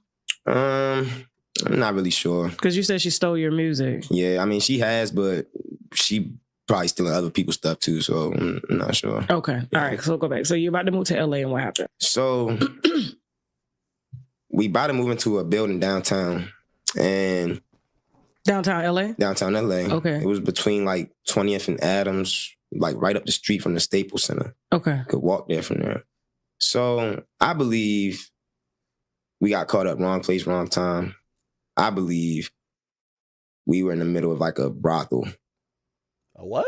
A brothel? Yeah. Okay. And I say that because I feel like he's being really careful. Bear in mind, Krishan's in other videos, right, saying that he did it and he's got to be careful, but he's beefing with her at this point. So it's like he a street dude, but then also he trying to keep it solid and not snitch on her, but at the same time not snitch on himself. And he's the one that's taking the rap for this. It's crazy. Of all of the things that my lawyer pointed out to me, all of the things that we seen through this situation and the background of the individual who ultimately lost their life. It was a lot of signs pointing toward pimping and pandering. Like, Los Angeles is known for 304. You get what I'm saying? Yeah. Well, people on Reddit are saying that that's what Krishan was on back in the day, right? But so he's basically saying that the guy who they killed, allegedly, it might have been a pimp, might have had something to do with what was going on over there with the S-work trade. And I mean, I don't mean he deserved to be murdered, but it turned out allegedly was a self-defense situation. So I think he was trying to scare us off, break her, and put her on a blade. That's what I think. So you think they were trying to traffic Krishan? Yeah. Okay, and so what happened? Like, it was a pimp. You had a... So this... I feel like, look at him thinking, like, how can I say this without saying... Definitely. 100% he's trying to, like... say this in a what would my lawyer say type of way. Really happened. I don't want to be overwhelming, but I gotta be transparent. Yeah. This was a Yo, Krishan got bodies for real, huh? Niggas said like Krishan the little Jeff of the whole game. A spiritual interaction for me. Bloodhound Krishan is crazy. This was one of my first times seeing the devil, dealing with the devil, looking at the devil in his face. Her face, you mean, right? So, the individual who lost their life, he came out of the building and he was like walking to his car. Krishan's on the phone, so she like, I don't know how they attract to each other, but somehow they attract. And I'm gonna get to that later. So my boy Draco, he's like, bro, where your girl at? I'm like, around the corner somewhere, like, let's walk to the corner. I'm pretty sure we'll see her. We walk to the corner. Krishan standing with the individual. Why is Krishan just talking to a pimp? She likes to introduce God to people's life. So she tried to save this individual. She tried to say a prayer with him, which is her way of thinking somebody's going to be saved. This individual seen that as a weakness. So we are praying in a circle, and it's me, Krishan, Draco, and the individual. I don't believe this. You really... This guy's full of shit, right? She walks out. He walks out and said, where your girl at? They walk down the road or around the corner, and she's praying with the guy, so they join the prayer. All four of them praying. And the guy's a pimp. You really mean to tell me Krishan was out here trying to do Bible studies on a blade with a pimp, and then she introduced him to God and then killed him? What on earth are you talking? This is nonsense, all right? But this guy's got to be careful. As we all start praying, it was like I started having an out-of-body experience. I start yelling. I start screaming. Oh, this nigga think he Quando Rondo now, man. Like you were speaking in tongues or something? Yeah. Sounds like you murdered someone. This is incriminating. Yeah. Okay. All right. Wow. So Krishan calms me down. Draco calms me down. I get myself together. We come back to our prayer circle, and now the individual who's standing directly across from me, he's doing the same thing, except the tongues won't come out. It's like he's yelling, but no words is coming out, no sound. So it's like, I took that as the demon was trying to come up out of him, but he wouldn't let it go. Wait, what? And I'm going to get to why. So ultimately, as things roll on, we about to go into this building and take a shower. This building is set up like a college dorm. It's a shared shower and a shared bathroom. So me and Krishan are in one shower and my buddy Draco's in the next. The individual, he just started doing a bunch of erratic behavior, walking back and forth. When I was able to see this on surveillance, when I looked at it with my lawyer, walking back and forth, pacing back and forth. So he walks to his house and gets a water bottle. Is he trying to say this pimp was having an exorcism? No label on it. It's just a clear bottle. But he's chugging. So he walks in the bathroom, then he comes out. He has his shirt lifted up above his belly, and he's rubbing his belly in like just a weird way. So I'm sorry, but this just sounds like the biggest pile of bullshit I've ever seen. Let's keep listening, but at the same time, it's just like, bro, you really telling me that you was on the blade with a pimp doing Bible studies in the street, and then you went and took a shower with your girl, and then the guy came back, and he was possessed by it. What the fuck are you talking about? This is cap. So my buddy finishes showering, and he tries to get him to come to his house. We don't get enough liquid D3. We don't get enough vitamin D. Oh, what's this? I'm like, what's going on? I open the door, had like a little pocket knife. So he's saying the guy pulled out a knife. Right now, it's starting to sound like a self-defense scenario. But like, after you're saying he was possessed by a demon, and then he pulled out a knife and put a knife to your friend. Why did they invite the nigga into the house? My man's out and put the knife on his neck. He had like a little pocket knife. So he's saying the guy pulled out a knife. Right now, it's starting to sound like a self-defense scenario. But like, after you're saying he was possessed by a demon, and then he pulled out a knife and put a knife to your friend's neck. I don't know. I'm not buying it. Choked him out in a good little L and put the blade on the back of his neck. So now my man's scared. So he at the point he comes up to the door, banging on me and Krishan door now. So I'm like, what's going on? I open the door. Like, Holy Spirit took over me at that point because I couldn't even. So now he's saying the Holy Spirit took over him while he catching this body. What? So I open the door. I see Draco choke with a knife into his neck. As I open the door, Geronimo lets him go. So now Draco comes into the shower with us. Krishan in the back praying. I'm trying to tell Draco, like, bro, look. There's no way Krishan is praying. I'm sorry, but I've seen how this woman operates on a day-to-day. I've seen her on the phone with Neon. There's 0% chance she was praying at any point in this whole thing. This is nonsense. I'm sorry. I know you told me that you had a weird feeling, and I told you to disregard it, but we gonna do what we got. That's just my opinion, allegedly. I do to get up out of here. So he was in y'all room at this point? No. Or y'all was still in the shower area? Draco came into the shower where me and Krishan was. Yeah. Okay. So I'm telling him, just reassuring him, like, look, bro, we gonna be good. Just trust me. Wait, how is this situation even happening? Why do they have a stranger in their vicinity? So the plan was, I was gonna go first, Draco was gonna go second, Rashawn was gonna go third. I'm gonna go first because I'm like, all right, if you're gonna hit somebody, hit me with the knife, cool. Ain't gonna get that deep. We downtown LA, skate to the nearest hospital, we good. So that was the plan. When I came out, I threw my clothes at him. He fighting my clothes. That bought me enough time to get to that staircase. That staircase was right next to like the showers, basically, the showers in the bathroom. Mm-hmm. So wait, they couldn't just call the cops? I'm so scared. I'm not even running. I'm jumping down flights of steps, jumping. So I ultimately get to my car. When I get to my car, I grab something, come back in the building. I'm trying to get into the building, and it's a lot of commotion going on. It's 8 o'clock in the morning, so people were like, what's going on? What's going on? What's all of this noise? So I asked somebody to open the door because you have to have a key to get into the building. When I get the door open, all I see is Krishan and fighting over the knife. Like, she choking him and he choking her. And they fighting over the knife. I can't make this up. It's the real truth. It's how I'm here today to speak on it. Mm-hmm. So I look up, and one thing led to another, and that was that for real. Oh, so you gave us all of that information. You got a whole Bible study going on, and then one thing led to another when we're actually talking about the murder. I'm calling cap. Bullshit. He ain't hit him. He gone. Okay. So pretty much you, Krishan, and Draco pretty much saw him just take his last breath in that building. Mm-hmm. Obviously you were arrested. Mm-hmm. Okay. Until they figured out everything. So what they ended up charging you with to get 8 months? So I was charged with murder, but in the state of California, they got justifiable and self-defense harm. So due to the fact that this individual behavior was so erratic, I was able to justify my harm with self-defense. Okay. So I was acquitted of the murder, and the DA asked me to cop to possession of a firearm, which is a misdemeanor in the state of California, and possession of a high-capacity magazine, which is a felony in the state of California. So she asked me to plead to those. 16 months with half. I was already 4 months in the door. Do 4 more months, I go home.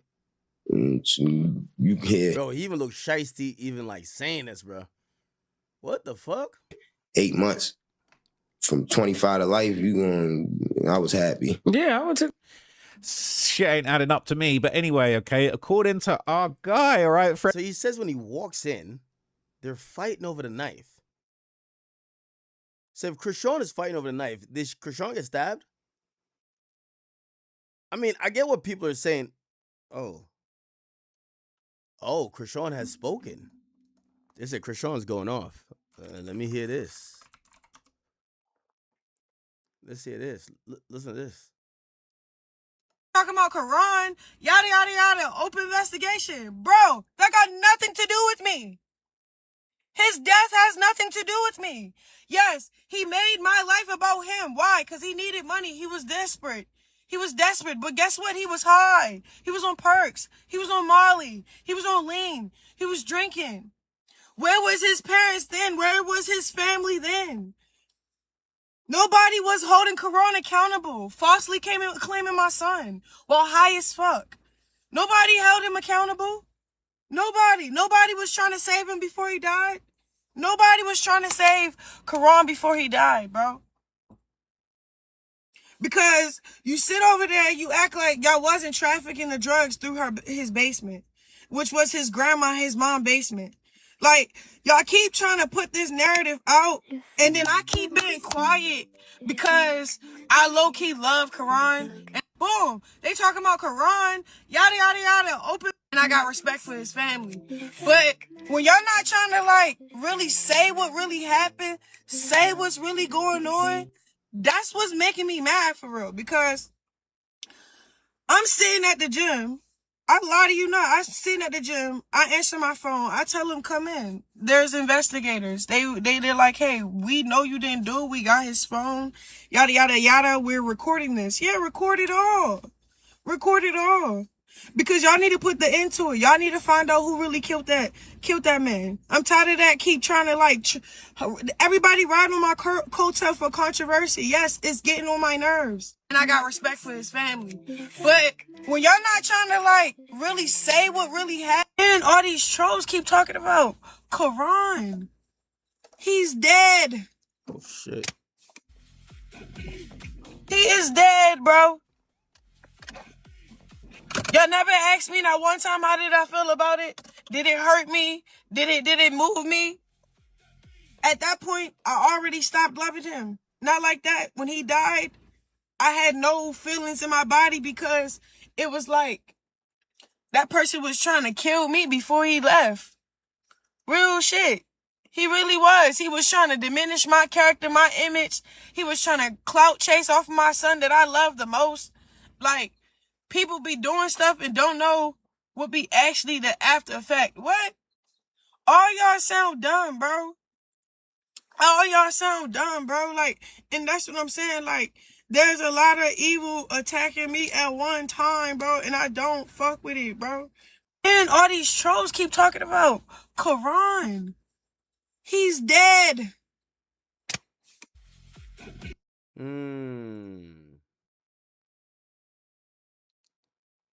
Interesting.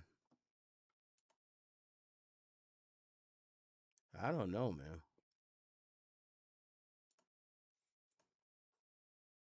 Friend of the channel, mostly friend of the channel, you know, sometimes we scared of the guy, but according to Whack 100, okay, and the exposers, alongside the refusal to give Ronnie a DNA test, Krishan might well have been the actual person who pulled the trigger on Geronimo. This is what Whack's saying. I'm not saying it. This is why Ronnie was upset. She won't give anybody a DNA test, which she has never denied sexual activity with Ronnie. Well, do Blueface's parents ever get the child, like babysitting or anything? No. Okay, because I was going to say, can't Blueface's parents do a DNA test with the child to see She ain't. But you could do that, right? Yeah. Like Blueface's mom. But here's the thing, bro. Do a DNA test with a baby to see if she's related to the baby. Here's the thing. Like, let's screw all the fun, the games. If you're a female, you're telling me this is the father, right? It shouldn't be a problem doing a DNA test. Right. Right? What's the big deal? The only time a female is going to be hesitant with that is if it's some possibilities that it may be something else going on. Right? So, I know dude had a court date on the 10th, and I believe this was the court date against him, whatever happened in the mall. maybe a violation of his probation or whatever he's on. I've heard that he was making threats about exposing some things. He actually went to jail for a murder behind Rock.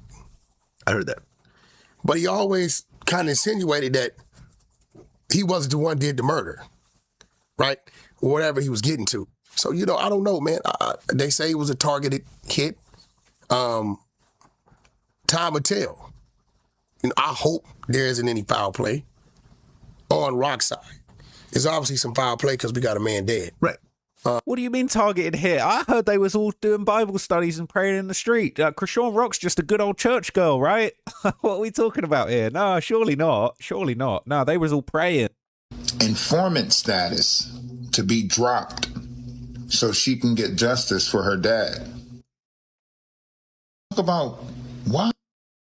Alligator, I could have cried. I just did what a real nigga did.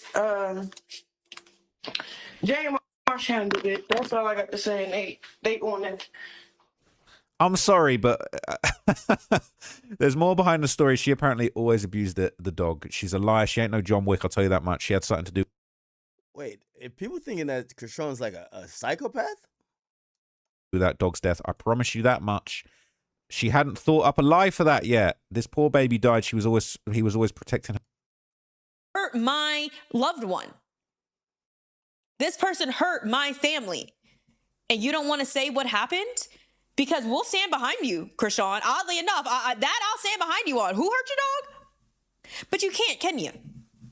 See, Krishan can't say what happened to her dog because I don't know. Her story sounds a little crazy, right? Somebody came in my house, leave it to God.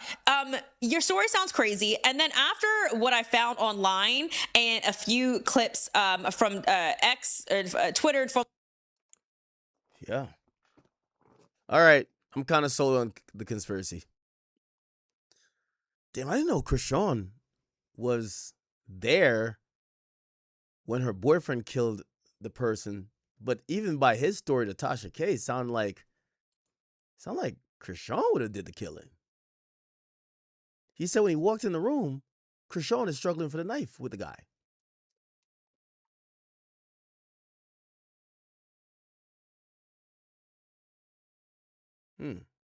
Anyway.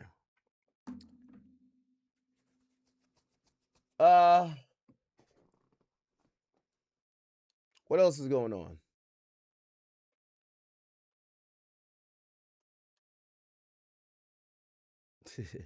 Y'all see the female act? Hold on. Give me 1 second.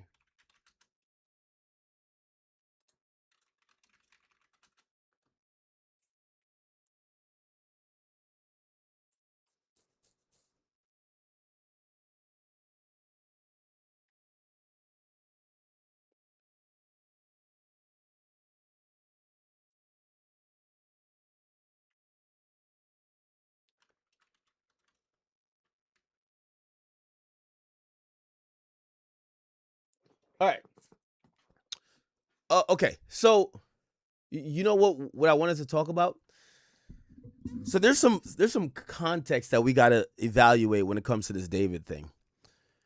And it's kind of interesting, but it's very sad. So trigger warning already. So apparently, remember at the end or winding down to the end of Celeste's very short life, she crashed out on David because David was starting to kind of entertain another woman. She would later threaten him to say, I'll tell the fact that you've been sleeping with me underage. I'll bring up all the secrets that we have. And that seemingly was her way to try to keep him in line. He clearly, I don't know if, and this is where we got to think about it. This is very sick. I know the relationship with a 13-year-old is very sick. But there's a possible way where maybe he was thinking that he was trying to figure out an exit plan with this girl without having her tear apart everything he got going on. Why do I say he was looking for an exit plan? Because he had gone to Coachella, and I think he was starting to give her like lies or white lies about why he couldn't hang with her. And in reality, he was hanging with someone else. This person's name keeps coming up a lot. Her name is Asia. So this girl, Asia, which, I think we all think of David as a PDF. the girl Asia was the girl Asia Collins was older than David, ironically.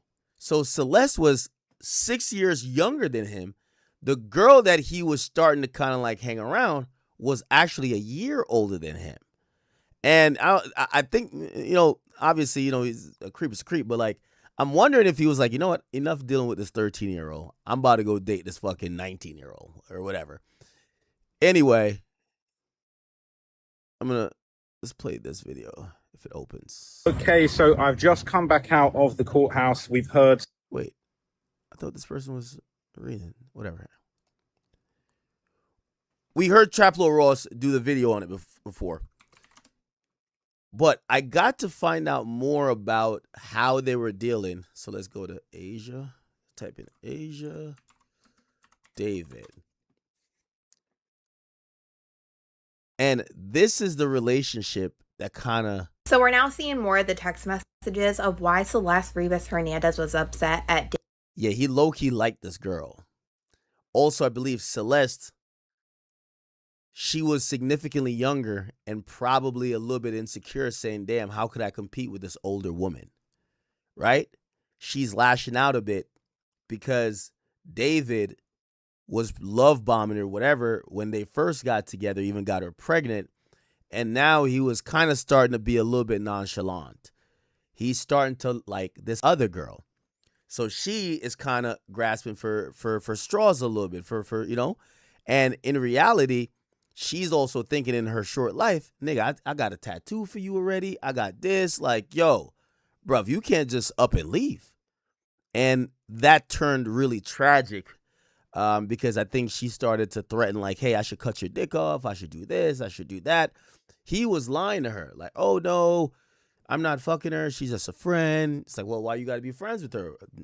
So let's try to pick her or me. And one of the things that David used as manipulation is that he would constantly bring up things or places that supposedly he could be around this girl that Celeste couldn't be around, to the point that, obviously she's 13, so not everywhere a 13-year-old could get into, but obviously to the point where Celeste is she sees this girl sitting somewhere that she's used to being with him, and she goes absolutely apeshit.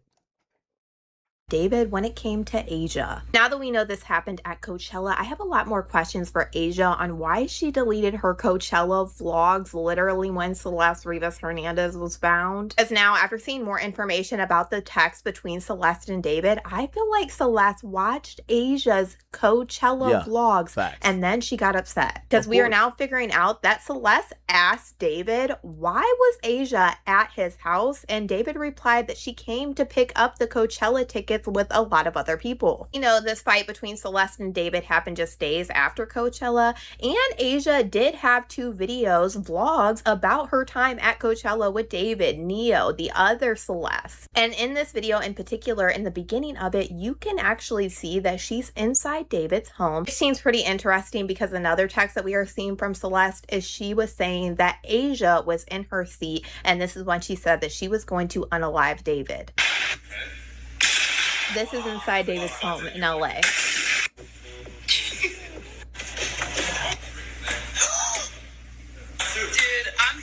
This is actually crazy. And then in the car. And like I said, this was a whole 2-part video thing that she did have up on YouTube that she deleted after Celeste was found. But she still has a short on her YouTube of Coachella with her and David.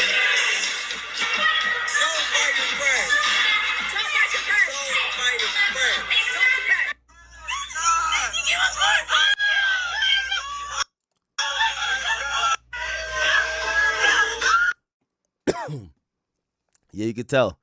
He's starting to like her. The other girl is at home feeling left out.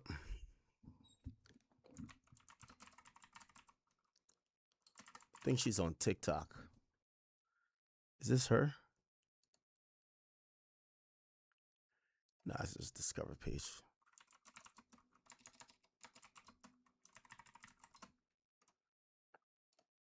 Oh, it's right here.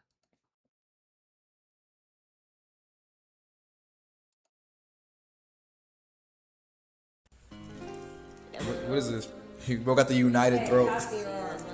Sorry. Asia got United throat, son. What? USA throat. Yeah, that's her. Yo, not you fucking waited. Okay, wait. Yeah, what the heck? Watch y'all take it. Watch y'all cheer and then just like scared. She's 1 year older than David. And I hate to say this. I hate to say this, right? I think the defense attorney is gonna use these things as a defense to say, hey, number one, yes, it's creepy, but the parents kind of co-sign their relationship, David and Celeste. And then they're gonna paint it that, oh, David is not a PDF because David, low key, at the end of Celeste's life, he wanted to date someone older than him. And Celeste got incredibly jealous. Now, of course, who gives a fuck about that? Did he kill her or not? I think they're going to try to skirt that. But the narrative they're going to be like is, and they got to drive this home. Or they're going to try to drive it home because he's facing a death penalty, right? And the death penalty is especially fitting if you believe that this guy is a disgusting creep who is just a PDF. And I think his defense attorney is going to try to use this girl to say, no, he's not. This remind y'all of something? Look at it for a really long time. What does this remind you of? Please tell me y'all know what I'm thinking of. It's not Tyler. All right. I lied about my grandma's death to get out of a test because my family was going on our spring break vacation. Bro, if I lose a math problem against 5-year-olds, I'm doing a hair unboxing challenge? Hey, chat, y'all ready? Count me down. So yeah, so he's starting to hang with another girl. Oh!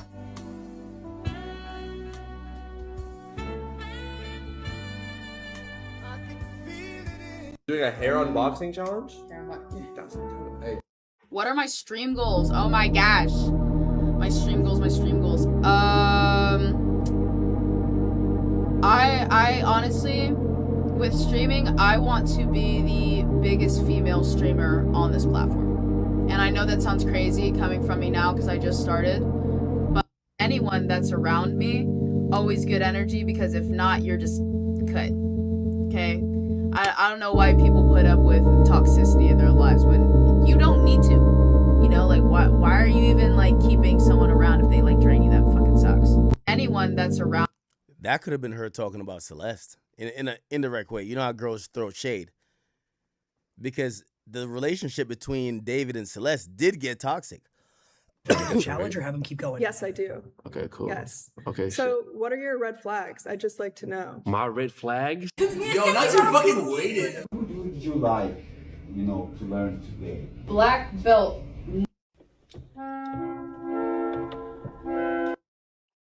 Interesting.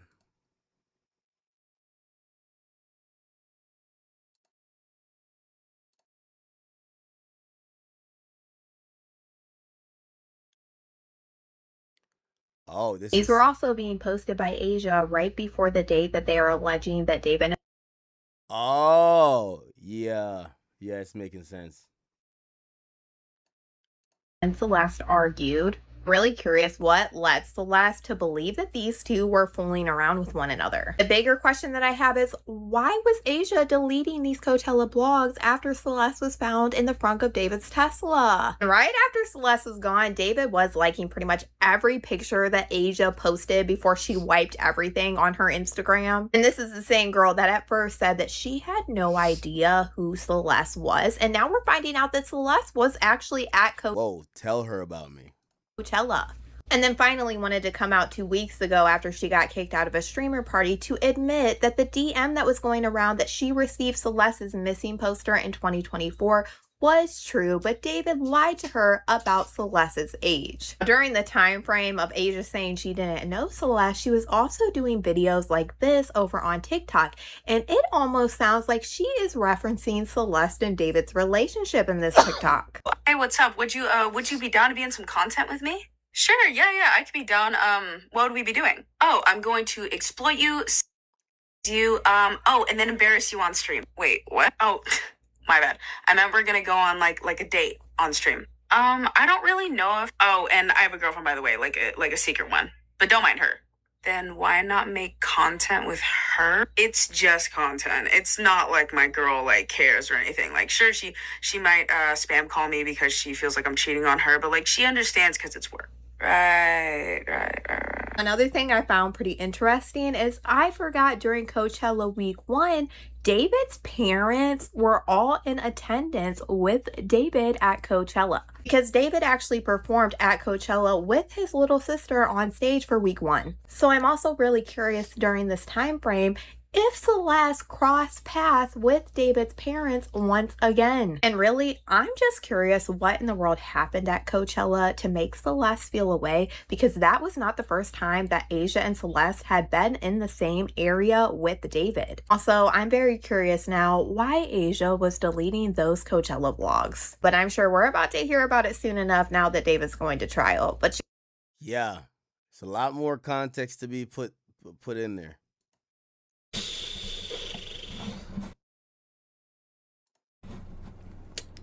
Lord hell.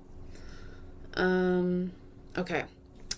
So let's get into it. Last night I attended a streamer party. I don't know the name of the group. I know some of the people that are part of the group. Everyone who's actually a part of the group are like really good people. So I'm gonna try and figure out the name because obviously I have to be specific here. It was the OSCS party. They told me about it, so I was like, oh, okay, I'll join you guys. I didn't have any history with me and Jason. We don't have any issues with each other, really. I think... Bro, what happened, bro? I'm chilling. I had said hello, and then... The fuck I did? Sending, like, spamming this chat, which is fine. Like, y'all can do whatever, but... Jason was trying to get me kicked out of this party for no reason. And one of the things that I always come on here and try and vouch for with people, especially like people who are a little bit more like awkward, like I've been trying to be super respectful to Justice for Celeste Rivas. Like, I feel like we're putting eyes on the wrong thing, the unimportant things, especially. Yo, the chick, I mean, the nigga's a killer, but if you played a part in the narrative of how things kind of wound down. And it's been really, really difficult for me. It's been really difficult for a lot of people. Like, I know some creators were getting attacked for even mentioning that they felt uncomfortable, that David's been in their home before and stuff like that. But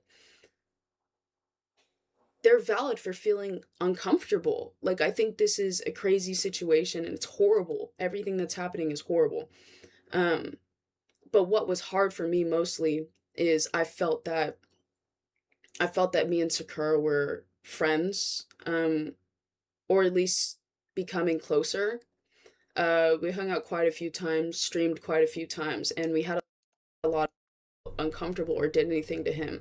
Same thing with Sakura. Okay, so it sounds like she's saying she's trying to live her life after David's incarcerated, Celeste is dead, but everyone keeps looking at her as like she's played a part in that situation, and everyone's spooked out about it, so they want to kick her out of parties, and they're kind of moving different with her. Bree, that's why she's there. She's friends with Bree. I thought I was friends with Bree. I texted her too. She said that she unfollowed me to protect her peace and stuff like that. And you know what?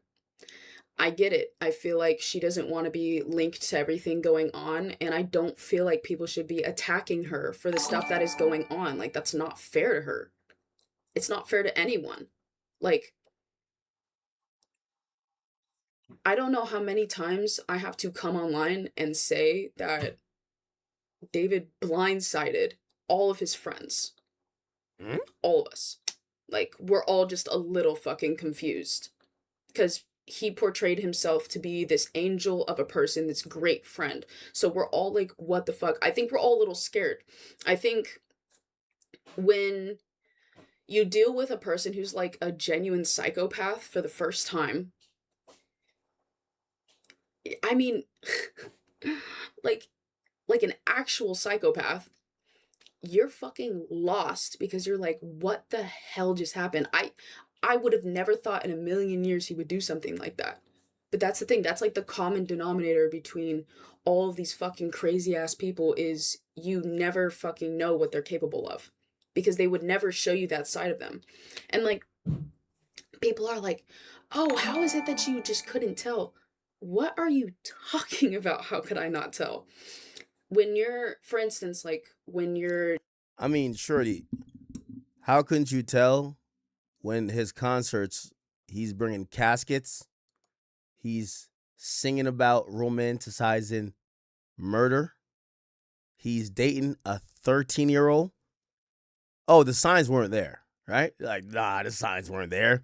This guy was normal.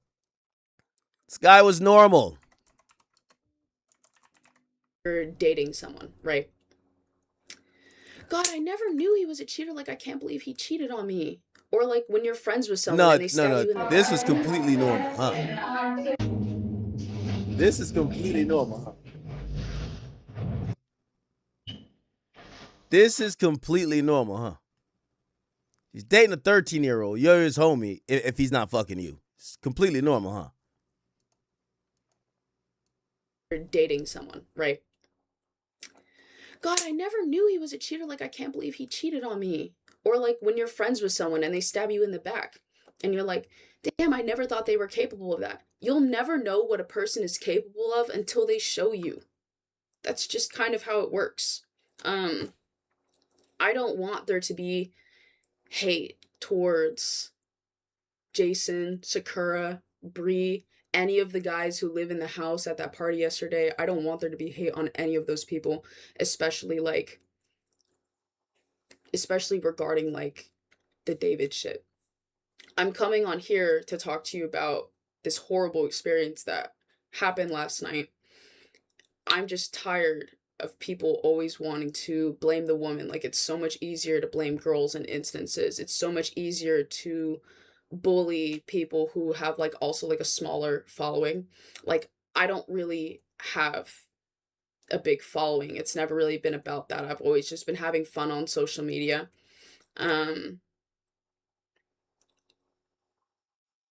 It's so hard to talk about this shit. Like, streaming is just a place for everyone to get fucking bullied like shit. Why do you guys think this is pre-recorded? I'm with this.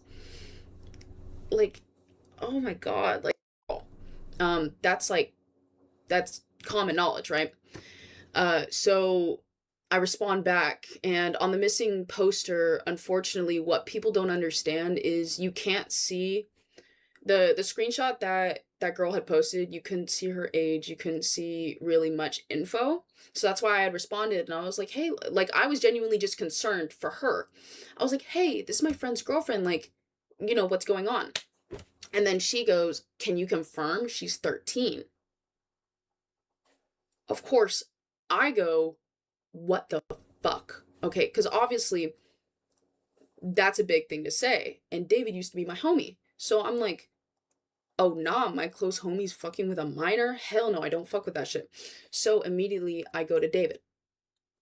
And I'm like, hey, this girl's saying that you're fucking with a fucking 13-year-old. You need to explain yourself.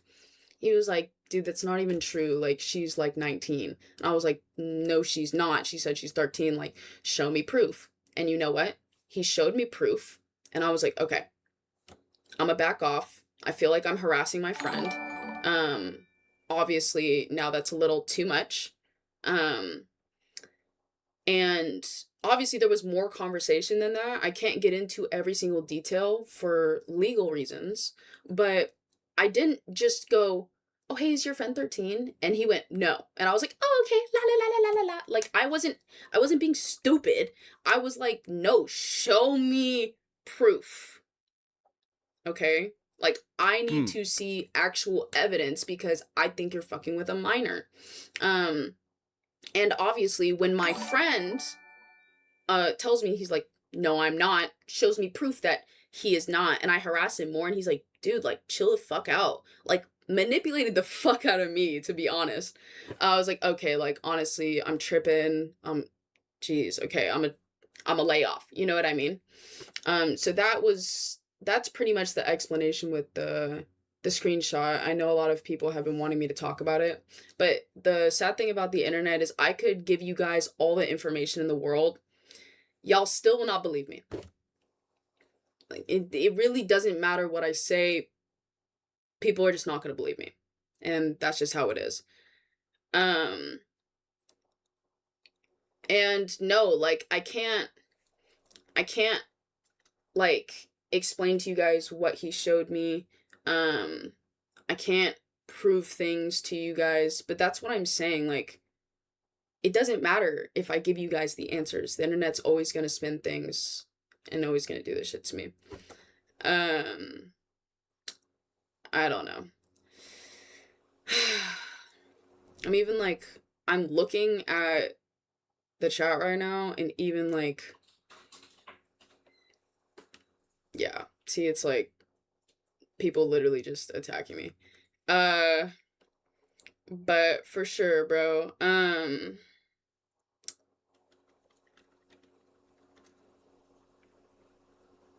Wow. I have not protected anyone. Do y'all think they had a romantic relationship? I mean, she's kind of talking about him like he's a friend.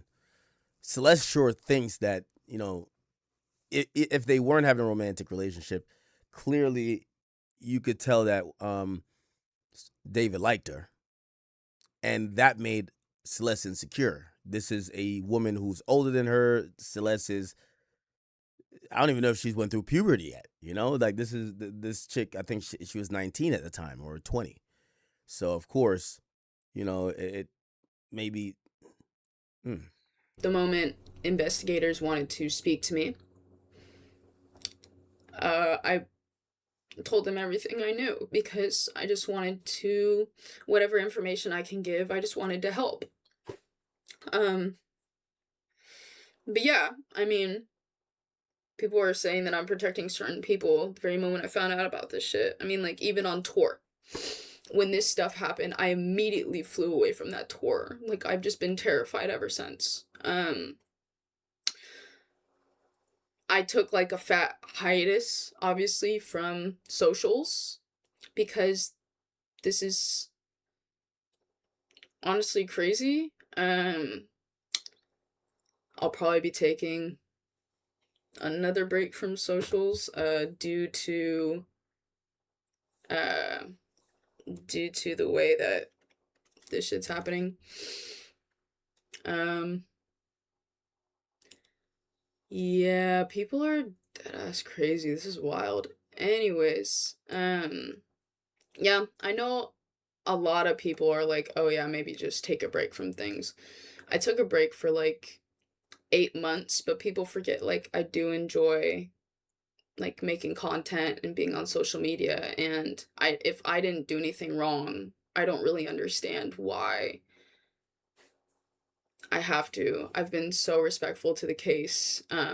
Even when I wanted to go on the internet and just start like rambling about everything going on, I stayed quiet for the respect of, you know, information not getting tampered with, and for everything to go directly to investigators. But, you know, like, it's almost done.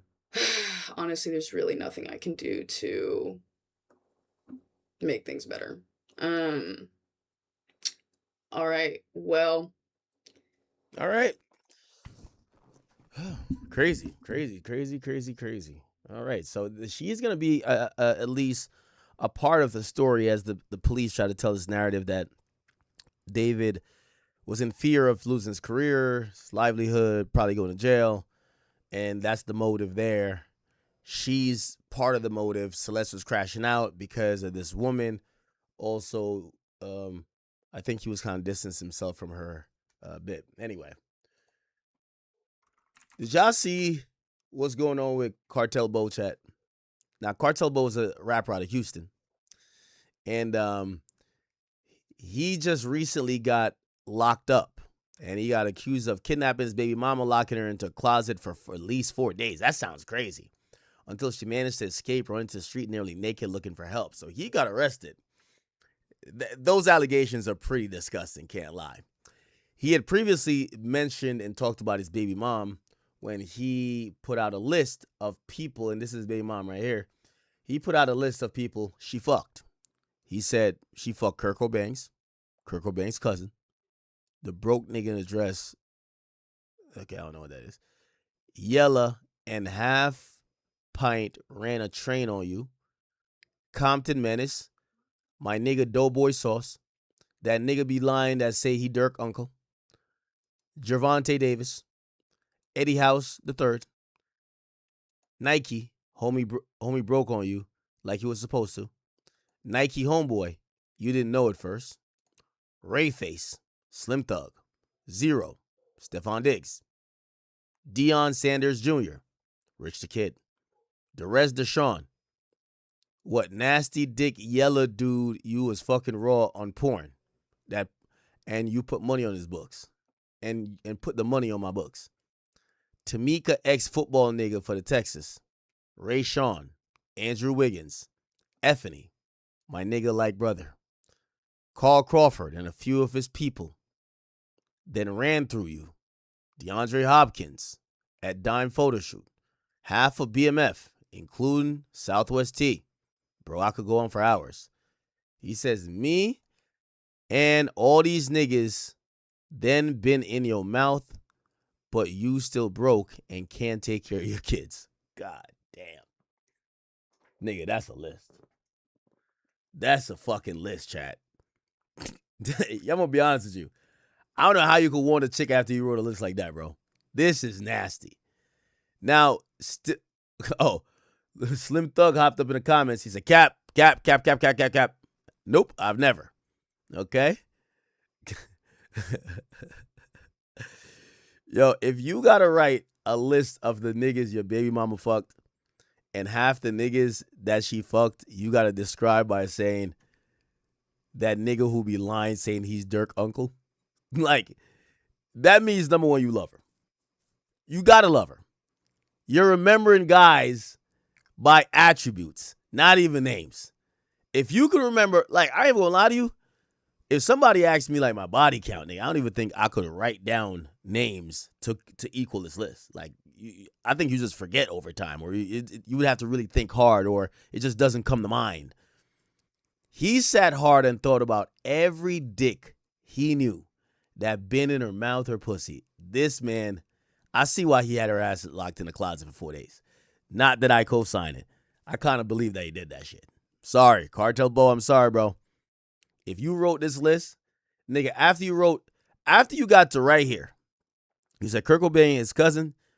Once you said the broke nigga, whatever, you should have stopped there, bro. You should have been like, yeah, I can't rock with this girl. Yeah. Yella and Half Pint ran a train on you. Once you wrote that, my nigga, yeah, very tough. So I'm going to think that Cartel Bo a little tender for her, but apparently this is baby mom's. So niggas always going to be tender for his baby moms, right? It's like Blueface. The first time I ever seen Blueface crash out is after he found out that Jaden, what's her name? Jaden Alexis? She was getting fucked by his bodyguard. He started crashing out. So I guess niggas going to be tender for their baby mama, but Cartel Bo, man, I think you probably did crash out, lock her ass in the closet. We don't agree with that, but I can't say her fucking a bunch of dudes makes it right for you to do what you did. Okay?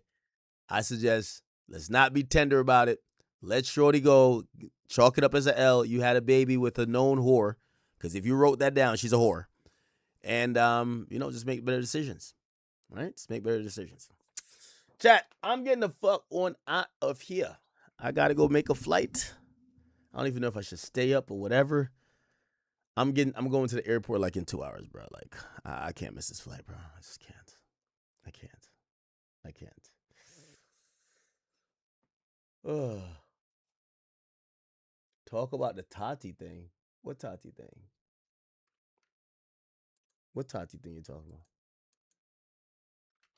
Tati?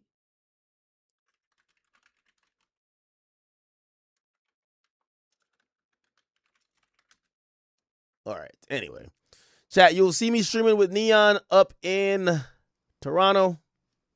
See you soon. Peace. I love y'all. If you're coming out to the show, can't wait to see you. If you bought meet and greets, show up at 5:30, please. Okay? Love y'all. See y'all tomorrow.